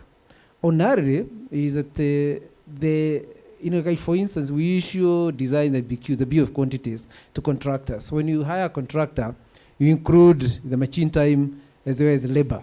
So what we asked the works team to do, and that also helped us deal with what disturbs a lot of people, which is how do you categorize staff payments or allowances, because people are going out of their work, the operators, as well as the supervisors. So what we would ask the team to do is to create BQs for every project. So when you get a length of kilometers, you're doing 5 kilometers in Umada ward or Social ward, we expect the engineer in charge to create a BQ for that road. And that BQ then is queued in, including all the expenses. So what has happened then is that the operators don't have to wait to be queued for allowances from the current side. So we are paying them like they were being employed. So what we've had is our operators working on Saturday. They won't do more hours because they're getting more time. So I think it becomes a question of structure. So then you bring in together. And I think that part obviously is that in Laikipia, we've rolled out the staff management program for the last 3 years. I mean, performance management. So effectively, like for instance, is that everybody fills in worksheets, end of the week. In fact, this time round in July, we are going to do online appraisal, and you're going to be the only, I think, government department, both national and local, except probably Prastatos, that can actually run an appraisal operation online. So effectively, then means that it becomes very easy for us to pick performance. And what we found is that you have a new operators getting promoted very quickly. I can say the gentleman who is chief officer for road joined as an intern 2 years ago to run the leasing program, Engineer Mwangi. And he did so well that 2 months ago he was promoted to chief officer within 2 years, which is a fantastic performance. So I think they are doing a good job. So in terms of motivation, the other thing is actually also because of the goodwill. Like for instance, the fact that instead of buying maram, along the way, farmers offer maram on their farm, so that then whatever we dig up becomes a water pan. So the build relationship with the community has really become great. And I tell you, I mean, over the last 15 months, MCAs, you heard what Mr. Honorable Kagodu said. They become the biggest funds. I think we come quickly to the 2 questions that about risk. I think we spent many months with banks asking for national treasury guarantee. And I remember then the PS Duge asked, whoever we were taken to treasury, I mean, you've already leased to the police using the same law. You didn't get a guarantee, but somebody said that, a signature by the PS National Treasury is like a guarantee. The reality is that, county treasuries are independent. And I think there's a fallback position. So I'm delighted to say that I'm happy in CBA. So APSA, I want really to congratulate APSA.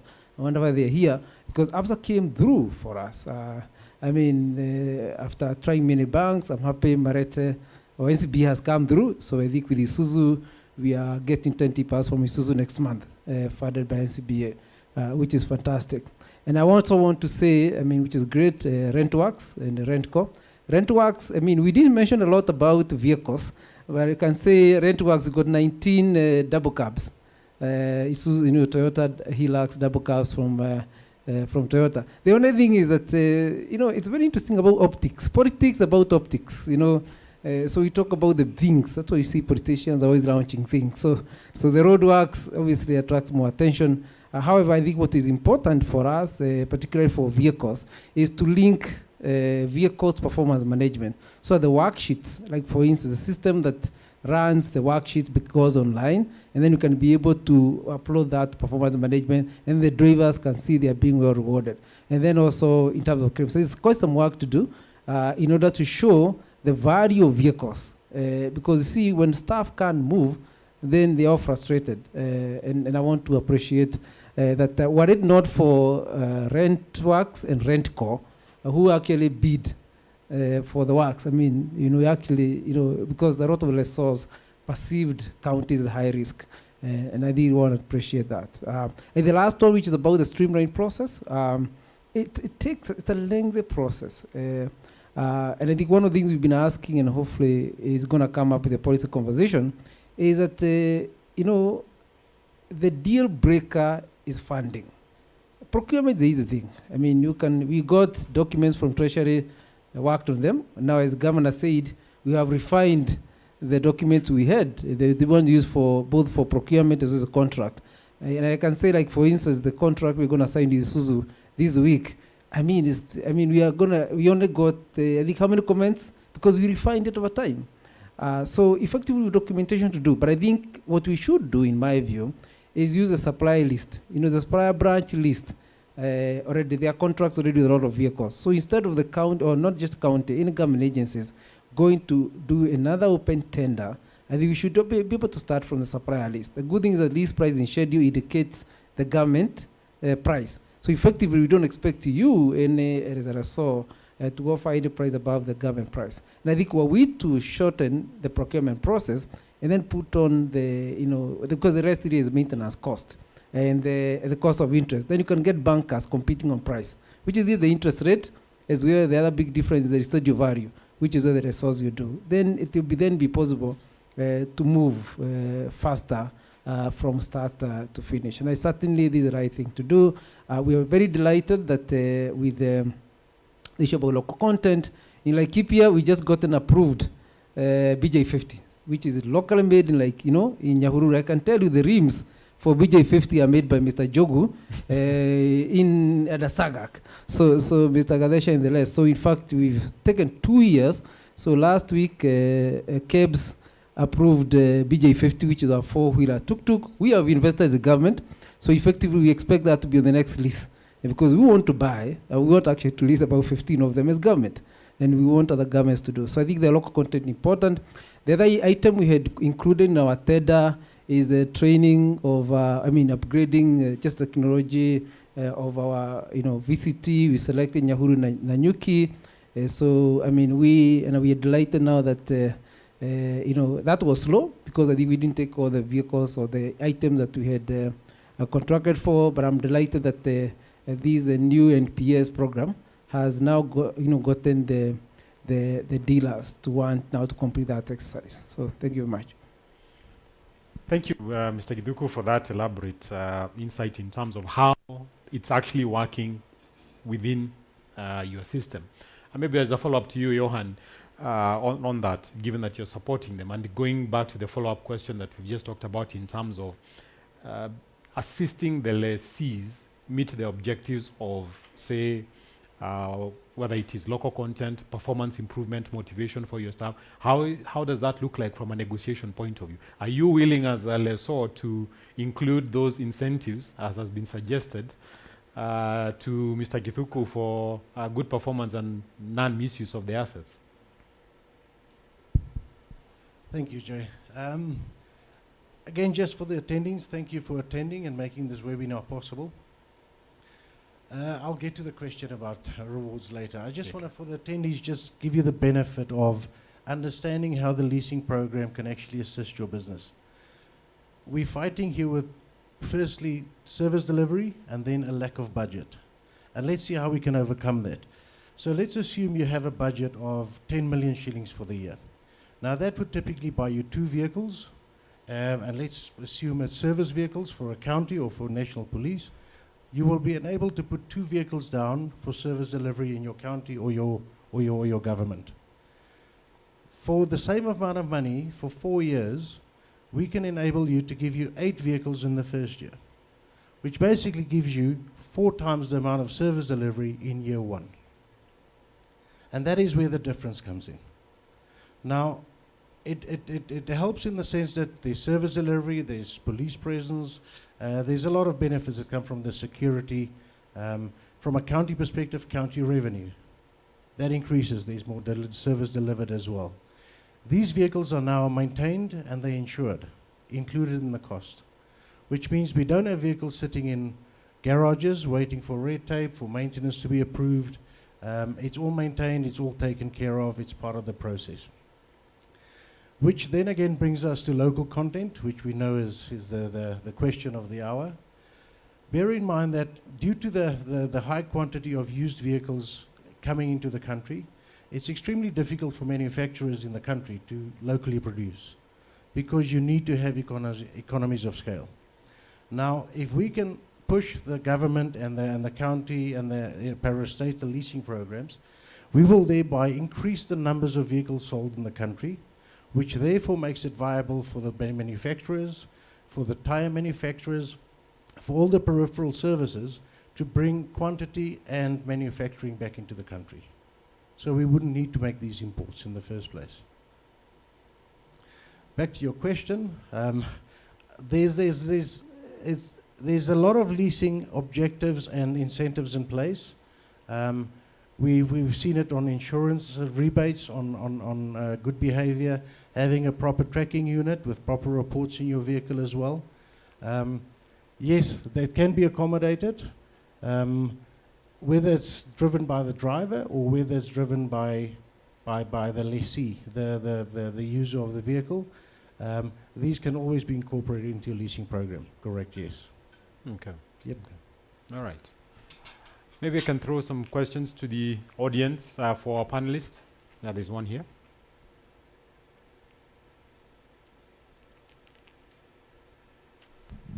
Well, good morning, everyone, and thank you, moderator. Mine is just an addition. My name is Justus Madenge from Isuzu East Africa. I think on knowledge transfer, there is something else that we are really doing, which is a great job, which comes now to the drivers, as we call them, but making them managers of the vehicle, where we do a lot of training through these drivers to make sure they manage now the vehicle, which is a motivation even for the drivers. He moves from a driver, he knows, how to check X and Y, and this is a continuous program that we do so that at the end of the day, the asset is well managed so that as you're going through, you get value for business. Thank you. Okay, good. There's a hand behind you. Behind you. Hi, I'm Moranya Mache from Rentworks. I would like to add on to what Johan said on incentives. Some of the things we encourage some of these drivers or users of the cars to do is we've partnered with some dealers to provide defensive driving for the drivers.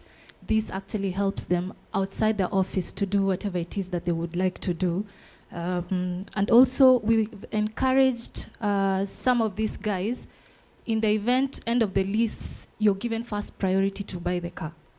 So we give them very good prices end of term, and they end up owning the car. This is a very good incentive for some of them. I would like to throw a question to Mr. Marete. For the past 7 years or so that you guys have been in leasing, what have you seen that is more challenging that probably you never expected? And on end of lease, end of term, what would you encourage some of us to do? Because you guys have backing from the bank, so you have people who help you in disposal. What would you advise us to do? Thank you.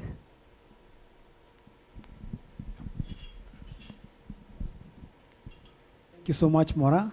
I think that's a tough one coming from my competitor, but I'll take it anyway. So, yes, a couple of years ago, we set up the leasing entity, and being the first one owned by a bank group. And the first challenge was to do things differently. Obviously, the bank NCBA has been in asset finance for 60 plus years. And now we got into this space where Johan has been for several years. And the thing we brought in, the promise we brought was we have to do it differently. Yes, Mora, it was not a smooth sailing. We learned a few things that we did not know from the funder perspective. But the key thing is, I would say, the key establishment we had to do was to rework the thinking of the bank and establish a full setup department called asset management. this was not composed of ordinary bankers, but it was composed of the team like you saw in Laikipia there. I think I should have brought their photos so that people can visualize bankers in that nature of trade. And key to this, we brought expertise from medical field, brought expertise from the vehicle dealership, and we are now to make them give us the perspective, not from the banking perspective, not from the numbers perspective, not from the numbers that we know, but the numbers that matter to Kiduku, the numbers that matter to the county CECs and the corporates that are running these assets.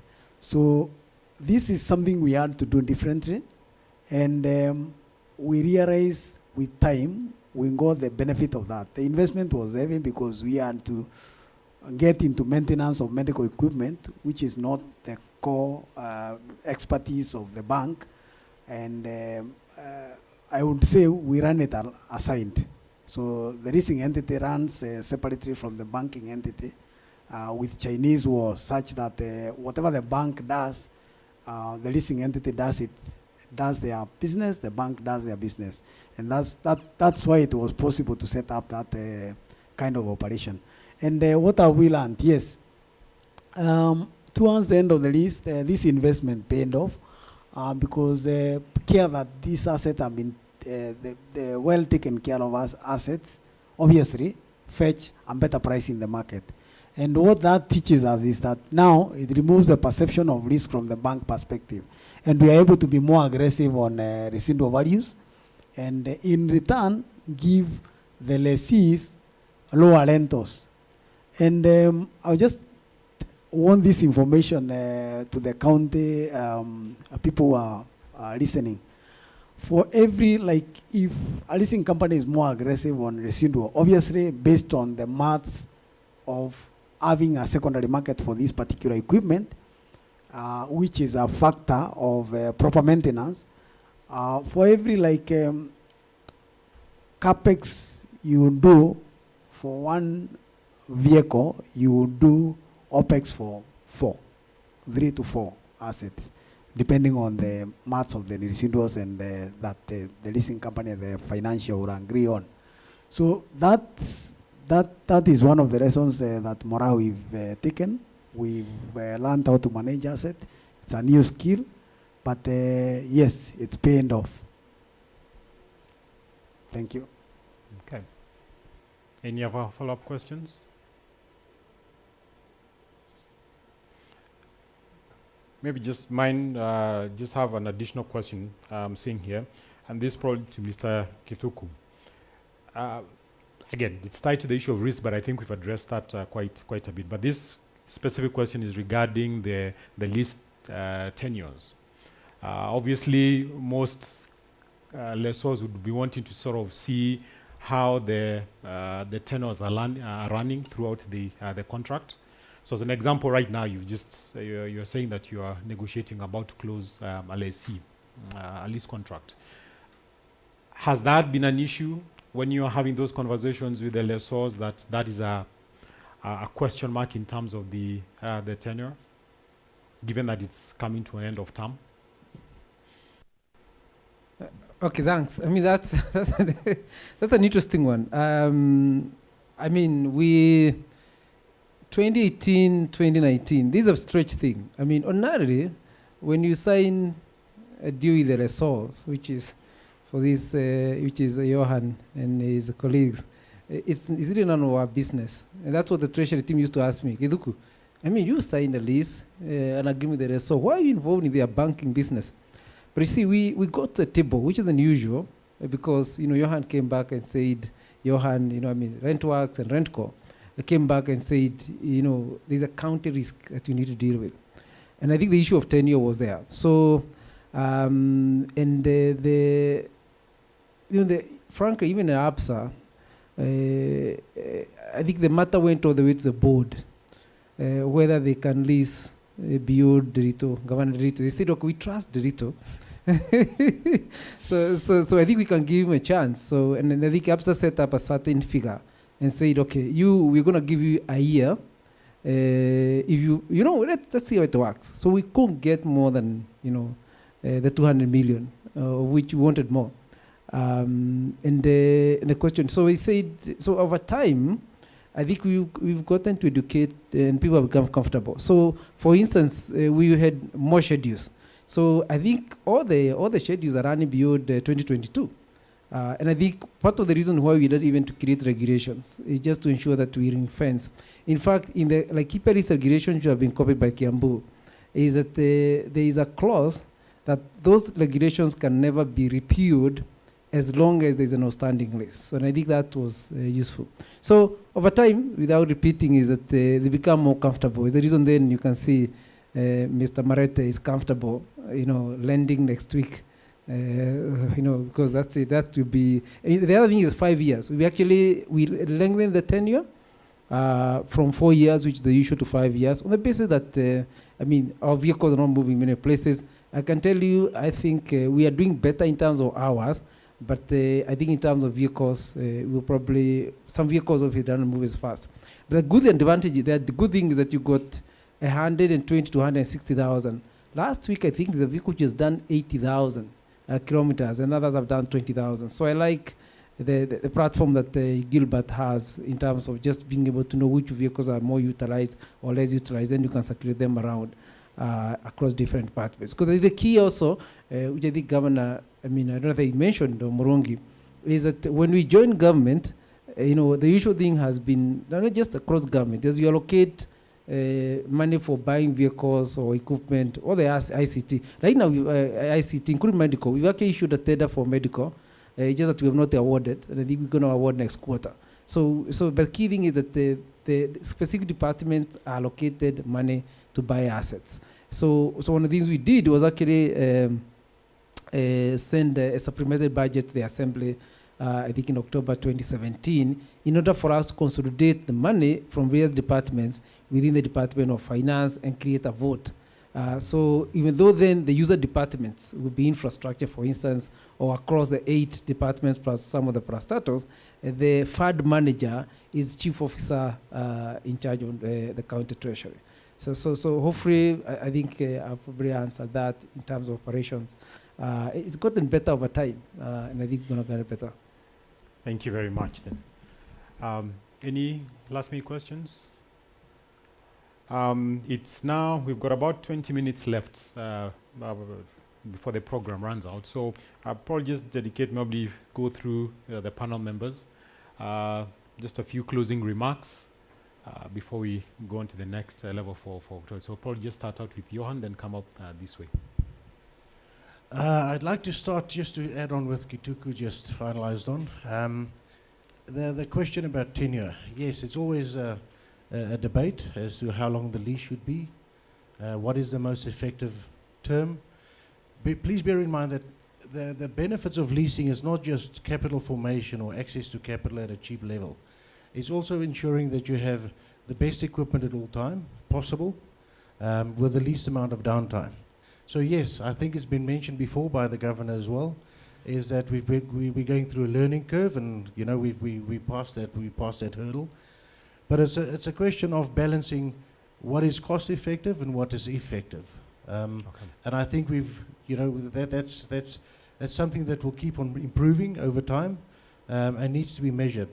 So yes, there's measures in place through systems that we have, and other lessors will have as well, where performance of vehicles and the fleet and maintenance is measured, and based on that we create the ideal structure for the lessee that's ideal for them.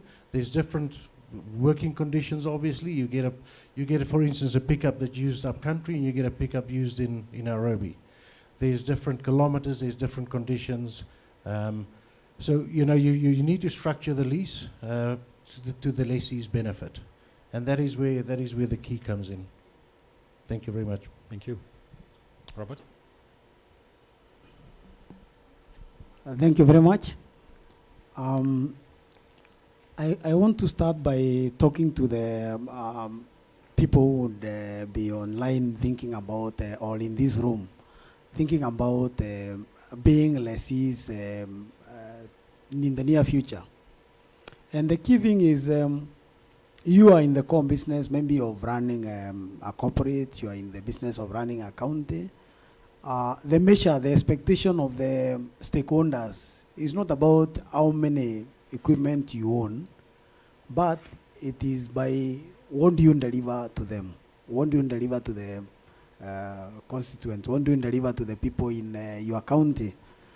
And the focus on equipment in the past has been you go procure the equipment, and in the end of the day, you focus on so much on equipment procurement that the core business of delivering the kilometers you've seen the Laikipia County CEC talking about, the kilometers get off your mind.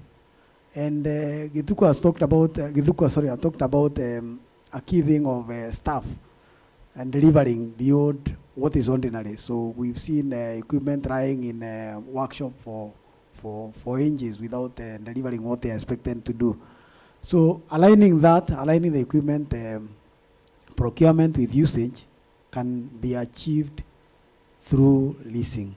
So for the counties, I think the groundwork has been done by Githuku and Honorable Nerito. They have really done quite a lot of work. I believe the paperwork that is in their offices is a case study that will go down the history, because I remember the first days when this was coming up, we could not actually visualize, because there was no trace of paper trail. How can it work?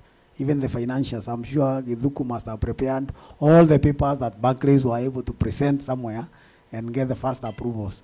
So that's quite a good initiative. It will, I would just say, for the counties listening here, you don't have to reinvent the wheel. You just need to look at what has been done and see what is working, learn from what is working, and copy it. And for us, myself as the lessor and my competitors, I think it's our space. The county budget, we've seen them, they are huge numbers. And as long as we now convince our funders, who are, some of them are part of us, to be aligned to the fact that counties are not as risky as it was perceived, then we will have a big market. And more to that, the secondary market for this equipment, who do they go to? These vehicles, these grinders, they will go to our brothers down in the counties, the contractors who are coming up, who would have obviously started sourcing this equipment from Dubai and double the price. Equipment that they do not know how they are managed. The people who drive these equipments are our brothers. They will learn these skills. They will learn a living. So I think we really focus on this, and we'll get our roads working. We'll get our medical facilities up and running in proper order. And after this, like medical equipment that have longer life, after they are done with the county, then the lessors are able to sell them down to clinics that are upcoming. So I think, Kibe, what I would say is we have a big opportunity, and for the counties, the ground is set. Thank you very much. Asante. Gilbert? Yeah, thank you, Chair. Thank you, Chair, for the opportunity. I just want to thank, the LAC, that is Leasing Association of Kenya, for this opportunity to bring together these stakeholders in a manner that it to improve on the leasing industry. I think there is a lot of misconception out there, and the more you can do this, the better, together with the other stakeholders, so that perception is demystified. I'm very sure, and I invited many of my other clients that have got owned vehicles to attend this through the technology.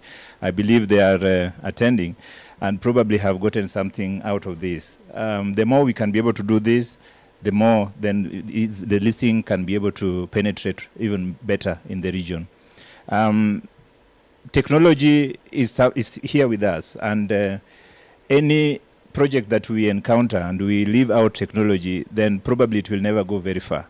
I like the fact that embracing technology in fleet management has been taken by many, and including the leasing fraternity. And we move away. Technology is very dynamic. It keeps on changing every now and again. The industry, we have to keep up with it and just to learn. Whenever we are in a situation like this, in a forum like this, we get to know what are exactly the needs, and then we go back and implement those particular needs to suit the needs for the clients. So we continue partnering with you in this, and we will continue giving information that can be able to help in improving the leasing platform as much as possible. Thank you very much, all of you. On behalf of GapTech team, I thank you very much for listening to us. Thanks. Thank you, Gilbert. Members and invited guests, we are now coming to the end of this program. So mine is just a few remarks, but we'll have Edna give the closing, or rather the vote of thanks. But for me, I think personally, as the chair of the Leasing Association and your host, one of the things that I just want to highlight, just 3 points that came out quite clearly. Number one is the issue of risk. It's a misperceived risk from the counties, and I think that has been a common theme, and I agree with you, Robert. It does then indeed present unique and interesting opportunities for the leasing industry. Number two, there's a very big talk about the issue of local capacity and local content. So there's quite a bit that needs to be done around that. And I think for us who are lessors, the key thing to think about is to start thinking of collaborations beyond what you're doing, beyond that one asset class that you are supporting, and to look at different ways you can partner to be able to bring out to the fore quite strongly how the issue for local content and local capacity building is going to be built. And then lastly, quite a bit of work that needs to be done as an association to grow and support the industry beyond this meeting. The objective for this session really today was, like I said at the beginning, was to showcase what one of the counties has done with the leasing program. And I think we've sort of demystified that one aspect in terms of the issue for risk is not as was perceived. So it's a matter of then what do we do next? So the invite from Governor Moridi regarding further engagement beyond here, particularly through the Council of Governors, he being the chair of the Finance Committee, to then see how we can leverage on what Laikipia County has done. Rather than replicate 46 other times, perhaps it could be a way of developing a common framework that can come centrally from the Council of Governors and then can be used across all the counties. So that's one of the things that we commit, and I commit as the chair of the Leasing Association to drive forward and figure out how that is going to work by first engaging the Council of Governors. And by no means are we not going to leave our members behind. So we would sort of have a debrief or discussion amongst ourselves, sort of have agree on a common position before we go to meet the Council of Governors. So please be on the lookout, members, for that communication and in terms of what the next steps are, but certainly quite a bit of work that we can do to leverage off what has been done here today, and obviously in the past for work that has been done. So before I do that, I'd just like to recognize the County Assembly team of LEAF who are attending as well. So I hope this has been beneficial for you, and we'll then look at ways we can engage with you going forward on this.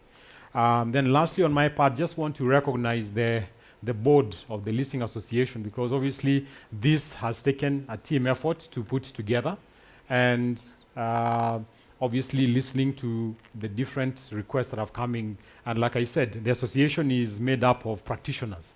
So there are individuals who face the same challenges and opportunities that have been discussed here today. So very well timed on that. So I'll just like to recognize the directors who are in this room first. And I'll begin with Johan. Johan here is acts as a treasurer for the Leasing Association on that. Then we have Edna Kehara, who was here earlier asking questions, and she'll be here to give a vote of thanks. She also serves as a special projects director. We then have Oscar Saina, who is next to her, and he serves on the portfolio of marketing. And the other directors are online. Just like to mention them by name. We have Peter Angela, who represents Toyota and serves as our vice chairman. We also have Robert Mburu, representing KCB Bank, and he serves as the membership director. We also have, who else am I leaving? Yes, Lucy, forgetting her last name. Yes, it's Rory, who's also serves on the board, but her portfolio sort of sitting in terms of helping us, sitting as the secretary for us. So that makes up. Sorry, yes, how could I forget that? Yes, represented here, and one of our sponsors as well. We have Lennox Mugambi from NCBA, who's also serves on the portfolio of training. And in fact, part of the capacity building that we've talked about here and the issues that have come up will probably be driven a lot by him, either from a certification point of view and all of other activities that are coming up from that. So by the way, Gilbert, I would encourage you to not only join the be a member of LAK, but as you think about the capacity building and rolling out and scaling up of the capacity building, we can team up with, you can team up with the Leasing Association to see how we can leverage off our membership and the resources that we already have and efforts that we've done to be able to make that happen. So I'd like to invite Edna Kihara onto the stage to basically share a vote of thanks.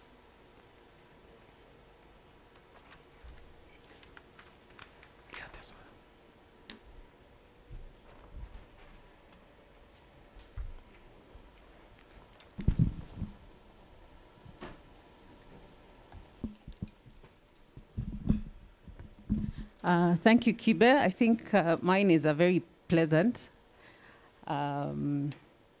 exercise. I'd like to start by thanking our speakers today, and especially our chief guest, Honorable Derito Mureithi and his team.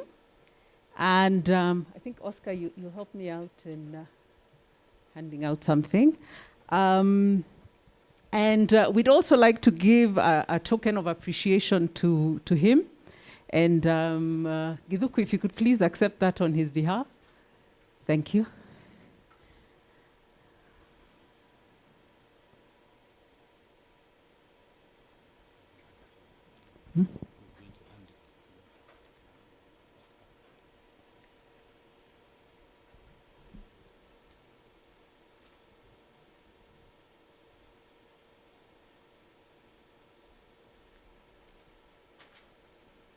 Thank you very, very much for your time and participation and support. Next, I'd like to thank the team at the National Treasury, Mr. Kitui, Mr. Gadesha, for your support. And obviously, the work the Treasury has done has impacted the leasing market and fraternity greatly. And I believe you're not physically represented, but I believe and you'll accept that on their behalf. And for the record, this will get to the Treasury, and we're holding you responsible.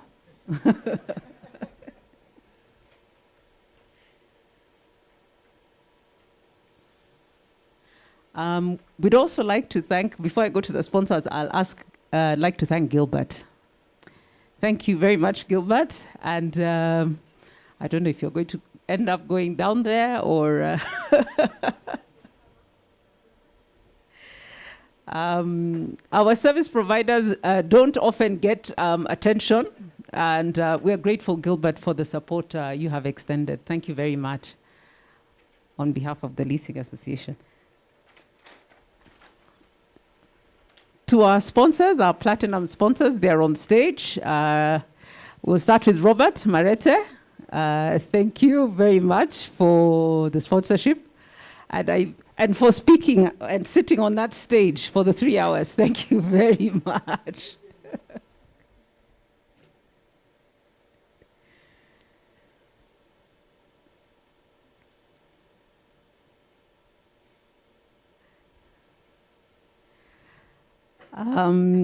Johan, on behalf of Rentworks, thank you very much for supporting us today.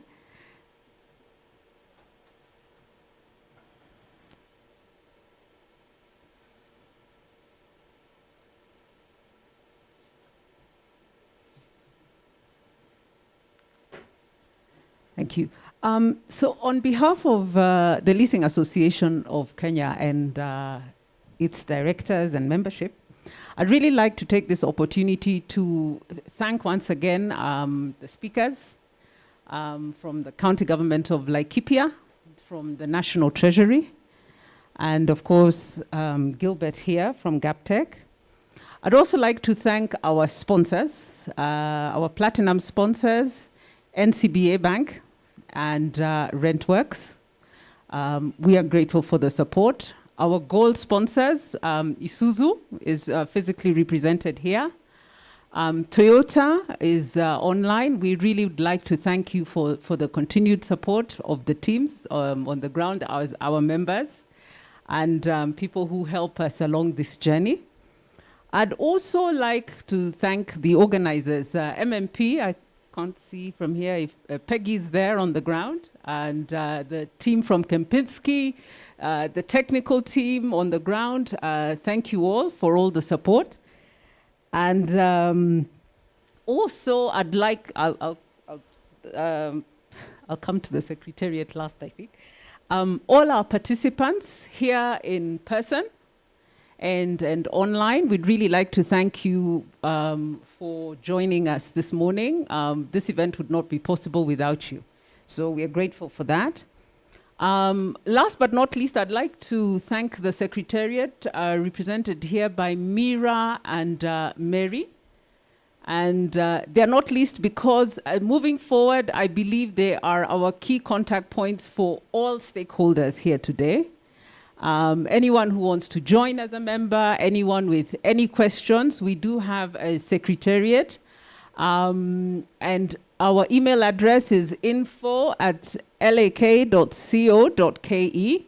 So any questions that you may have, any support that anybody would require, whether it's the county representatives, national government, service providers, potential members or lessees or lessors, anyone with any type of questions, that support will be extended by the Secretariat. Any questions and to the leasing industry and its practitioners, please send them through to the Secretariat. They will get addressed. They are very efficient, and we do have a website, and I don't know if that is on any of the banners, but www.lak.co.ke. Please log on and send any questions and concerns there. I think my job is done here, Chairman. Thank you very much.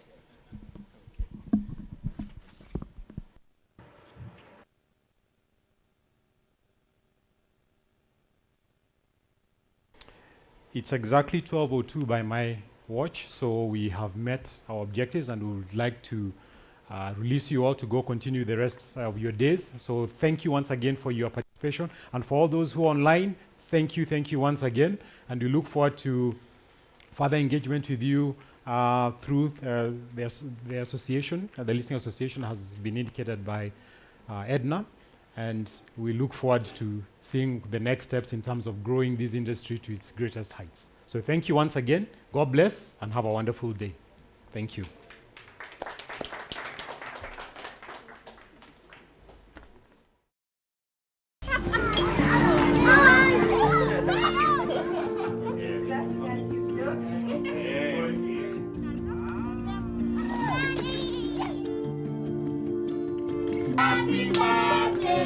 How are you? Fine. What are you doing here? Candice, what's that? I brought you a small bonus. Bonus for what? Daddy said you helped us get a house, a car, and Mommy's business. But I only helped them get the loans. You did more than that. You got us 299 family dinners, 64 kisses on the cheek, 12 road trips to see Grandma. 42 jokes from daddy, 49 laughs from mommy.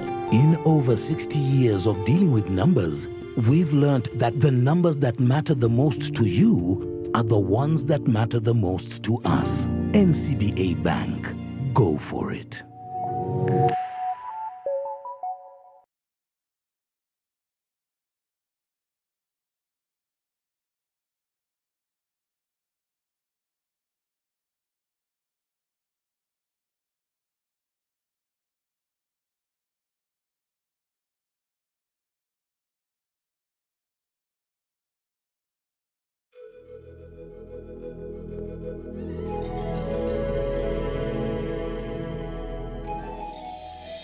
Isuzu product, Isuzu engine in particular, is rated as the best diesel engine you can find in the world. For every 2 trucks or buses that are sold in Kenya today, 1 is an Isuzu.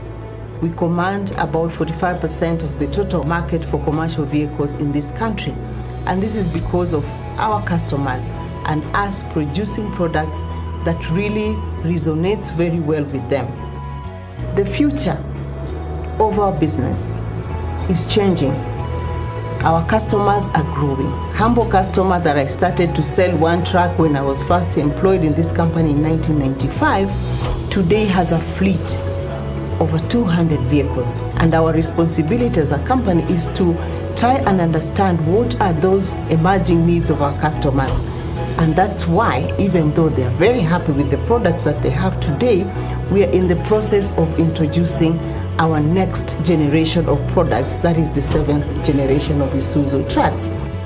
Looking back at the factory in Japan, the number of product planners, the number of engineers that spend many hours designing our products and then coming to the market and ending up wowing our customers, it's just a big fulfillment for me that truly Isuzu designs the best diesel technology engine in the world. We not only think about the business of our customers today, but the business of our customers tomorrow. Isuzu has invested 1 billion Kenyan shillings in the plant upgrade in readiness for the launch of the 700 series. So to improve on the quality of the paint of our customers' vehicles, we have invested in a system that is called electro dipping system that is used to put the primer, the initial coating of paint before the actual final paint work is done, and it is the best in our side of Africa, sub-Saharan Africa. We have invested in dynamic brake testing system. We have invested in a water testing equipment and the upgrade of the plant itself to be able to assemble the 7th generation product. As a manufacturer, we have looked at the engines that we have been providing to our customers, and now we are moving to the 7th generation engines, which are smaller in size, but with the highest amount of output, and therefore reducing costs through better efficiency as far as fuel is concerned. This particular 7th generation products are coming with wider cabin, and the wider cabin is geared to improve visibility on the road. They are fitted with multiple signals that are really concerned about improving safety on our road. The sleeper cabin is a major addition to our product. So success to me, to our company, is when we have fully integrated ourselves to the business of our customers, and we are the logistics partner to our customers, not the delivering organization that delivers a truck to them. We need to strengthen, we are going to strengthen that relationship so that we can continue to add value end to end. Tusonge mbele pamoja. Isuzu.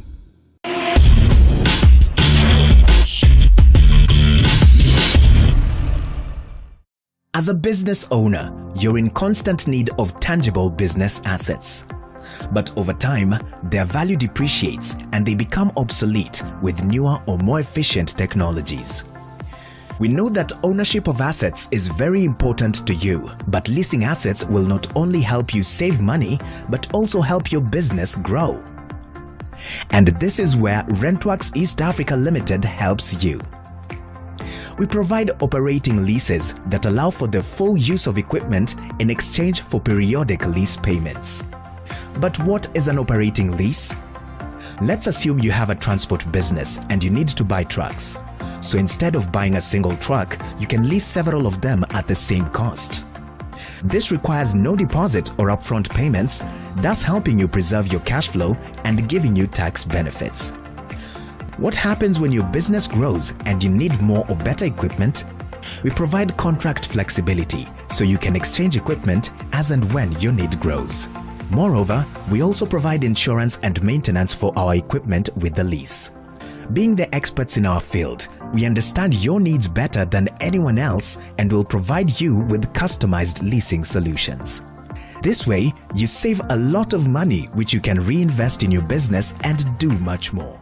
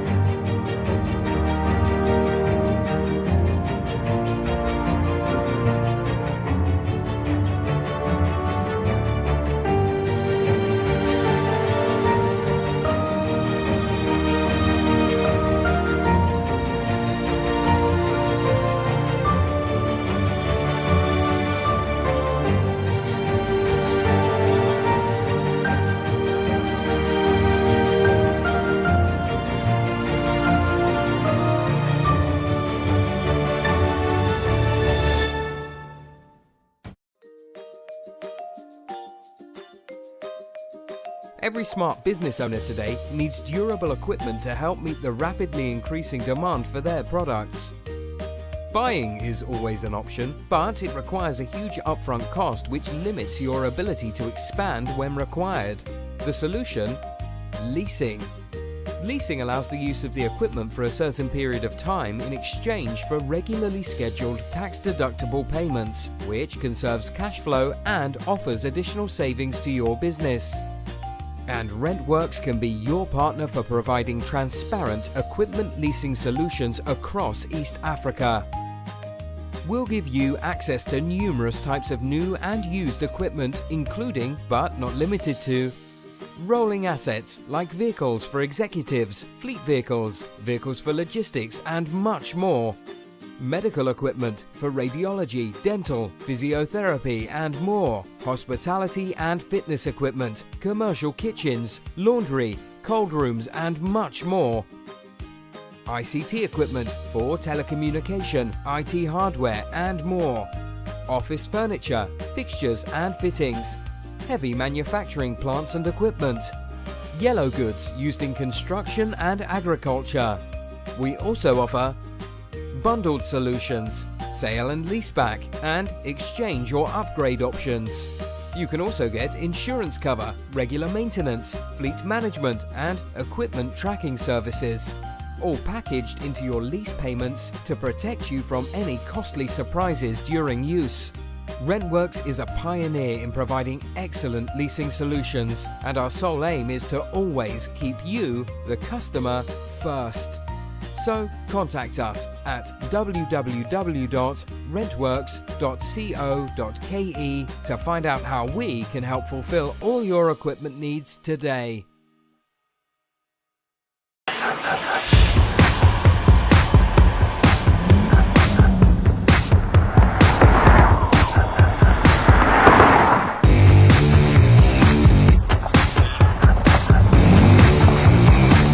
That is a giraffe, a whole giraffe.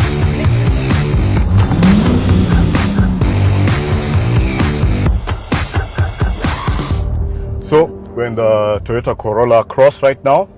Of course, now this is the SUV version of the ever popular Toyota Corolla. It's been around, of course, now the Corolla name itself. It is the reason why that they say that the car in front is a Toyota. Most of the time they're talking about the Corolla. It looks really good. The one I'm in now is the higher spec version that has now the LED lights with the daytime running lights. Looks very aggressive from the outside. It's a lot bigger than it looks like from the outside. There's a lot of space inside here, and I am genuinely enjoying these leather seats. This, of course, now being the higher spec version, has powered seats, so I can actually move the seats forward and back. It's a very premium feeling. Everything you touch feels really good. Hey JM, how are you? I'm doing good. How are you? Niko salama. I'm sitting in the lap of luxury. Can I spoil your mood? Let's see if you can. Marigi, Hey Shiksha. I'm good. So Baraza actually showed me a giraffe as well as flamingos. I can show you a lot more than that. You can? Baraza, where were you finding giraffes now? Do you have a dealer? Let's just say that I'm a man of many means. You need to tell Shiksha my car is the one with the cooler box. How are you liking the car so far? So far, I'm really impressed, by the way. You know why you keep insisting that you go ahead? You want to see how it looks from behind? Exactly. I need to know how you managed to convince her she needs to stay in that car. I convinced her by showing her something big. Take a guess what it was. The ground clearance. Just ignore that. Yeah, I know this car looks really good in red, huh?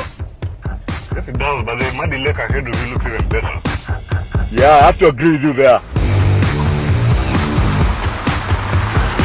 I didn't expect it to be as smooth as it is, to be honest. I thought it would be in for a bumpy ride, but it's been very smooth. So what's the trick? What have you been doing, Baraza? I'm a good driver, we can start from that.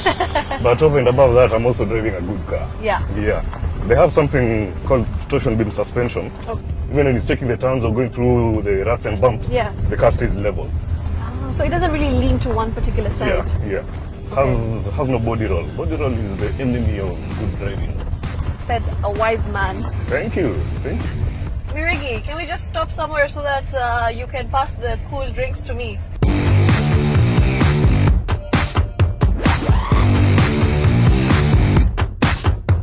What else do you think is the best feature for you? This gearbox is a 7-speed gearbox. You can actually put it in manual. Okay. The car actually has Right. cruise control, which is really very nice when you're on a long trip. It has lane departure warning. It will prevent you from steering off the road. Yes. So the car is keeping its eye on the road. Right, so a 5 on 5, courtesy of our expert Robert Mirigi. I'm loving this drive, I have to say. The Toyota Corolla Cross has endured it all. Thumbs up from me as well. Comfort, class, sophistication, elegance, power, performance, everything is top notch, and I absolutely love it. Take me to Mihoko. Navigating to Wahoko Road.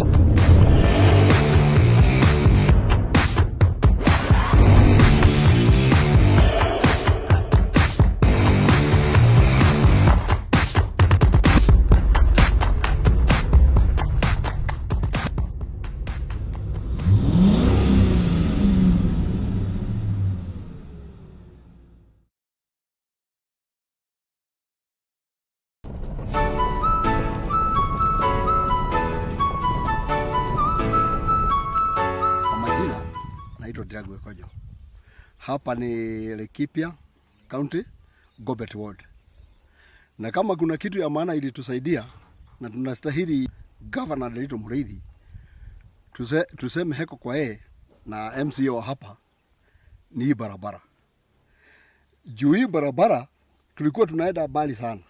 Tukiwa na maziwa hiyo hakuna kupeleka wakati mvua imenyesha.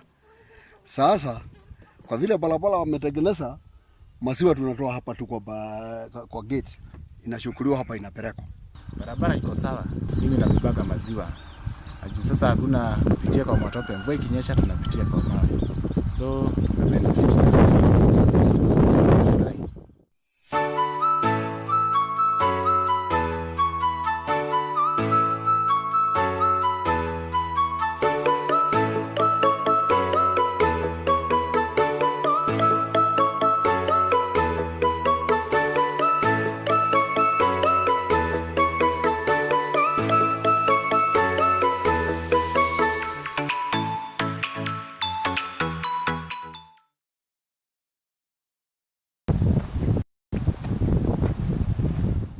naitwa Linda Muchuru. Ni Mbarakera Shamanei. At least sasa there's a lot of hopes. Kuna hopes mingi sana za kumove from one place to another. Like now kama saizi niko na duka hapa, kuendea stock mpaka Nyahururu inakuwa easy. Hata ukituma pikipiki inatumia time kidogo. Kitambo zinaanguka vitu kwa barabara, via barabara kukua mbaya. Governor Dr. Muredi amefanya vizuri sana na aendelee tu na hivyo tu. Aendelee tu kuendeleza kila mahali mpaka kwenye kuja kutengeneza bado juu kuna places zingine bado ziko huko mbele. Kuendeleza hivyo tu na bado tutashukuru sana.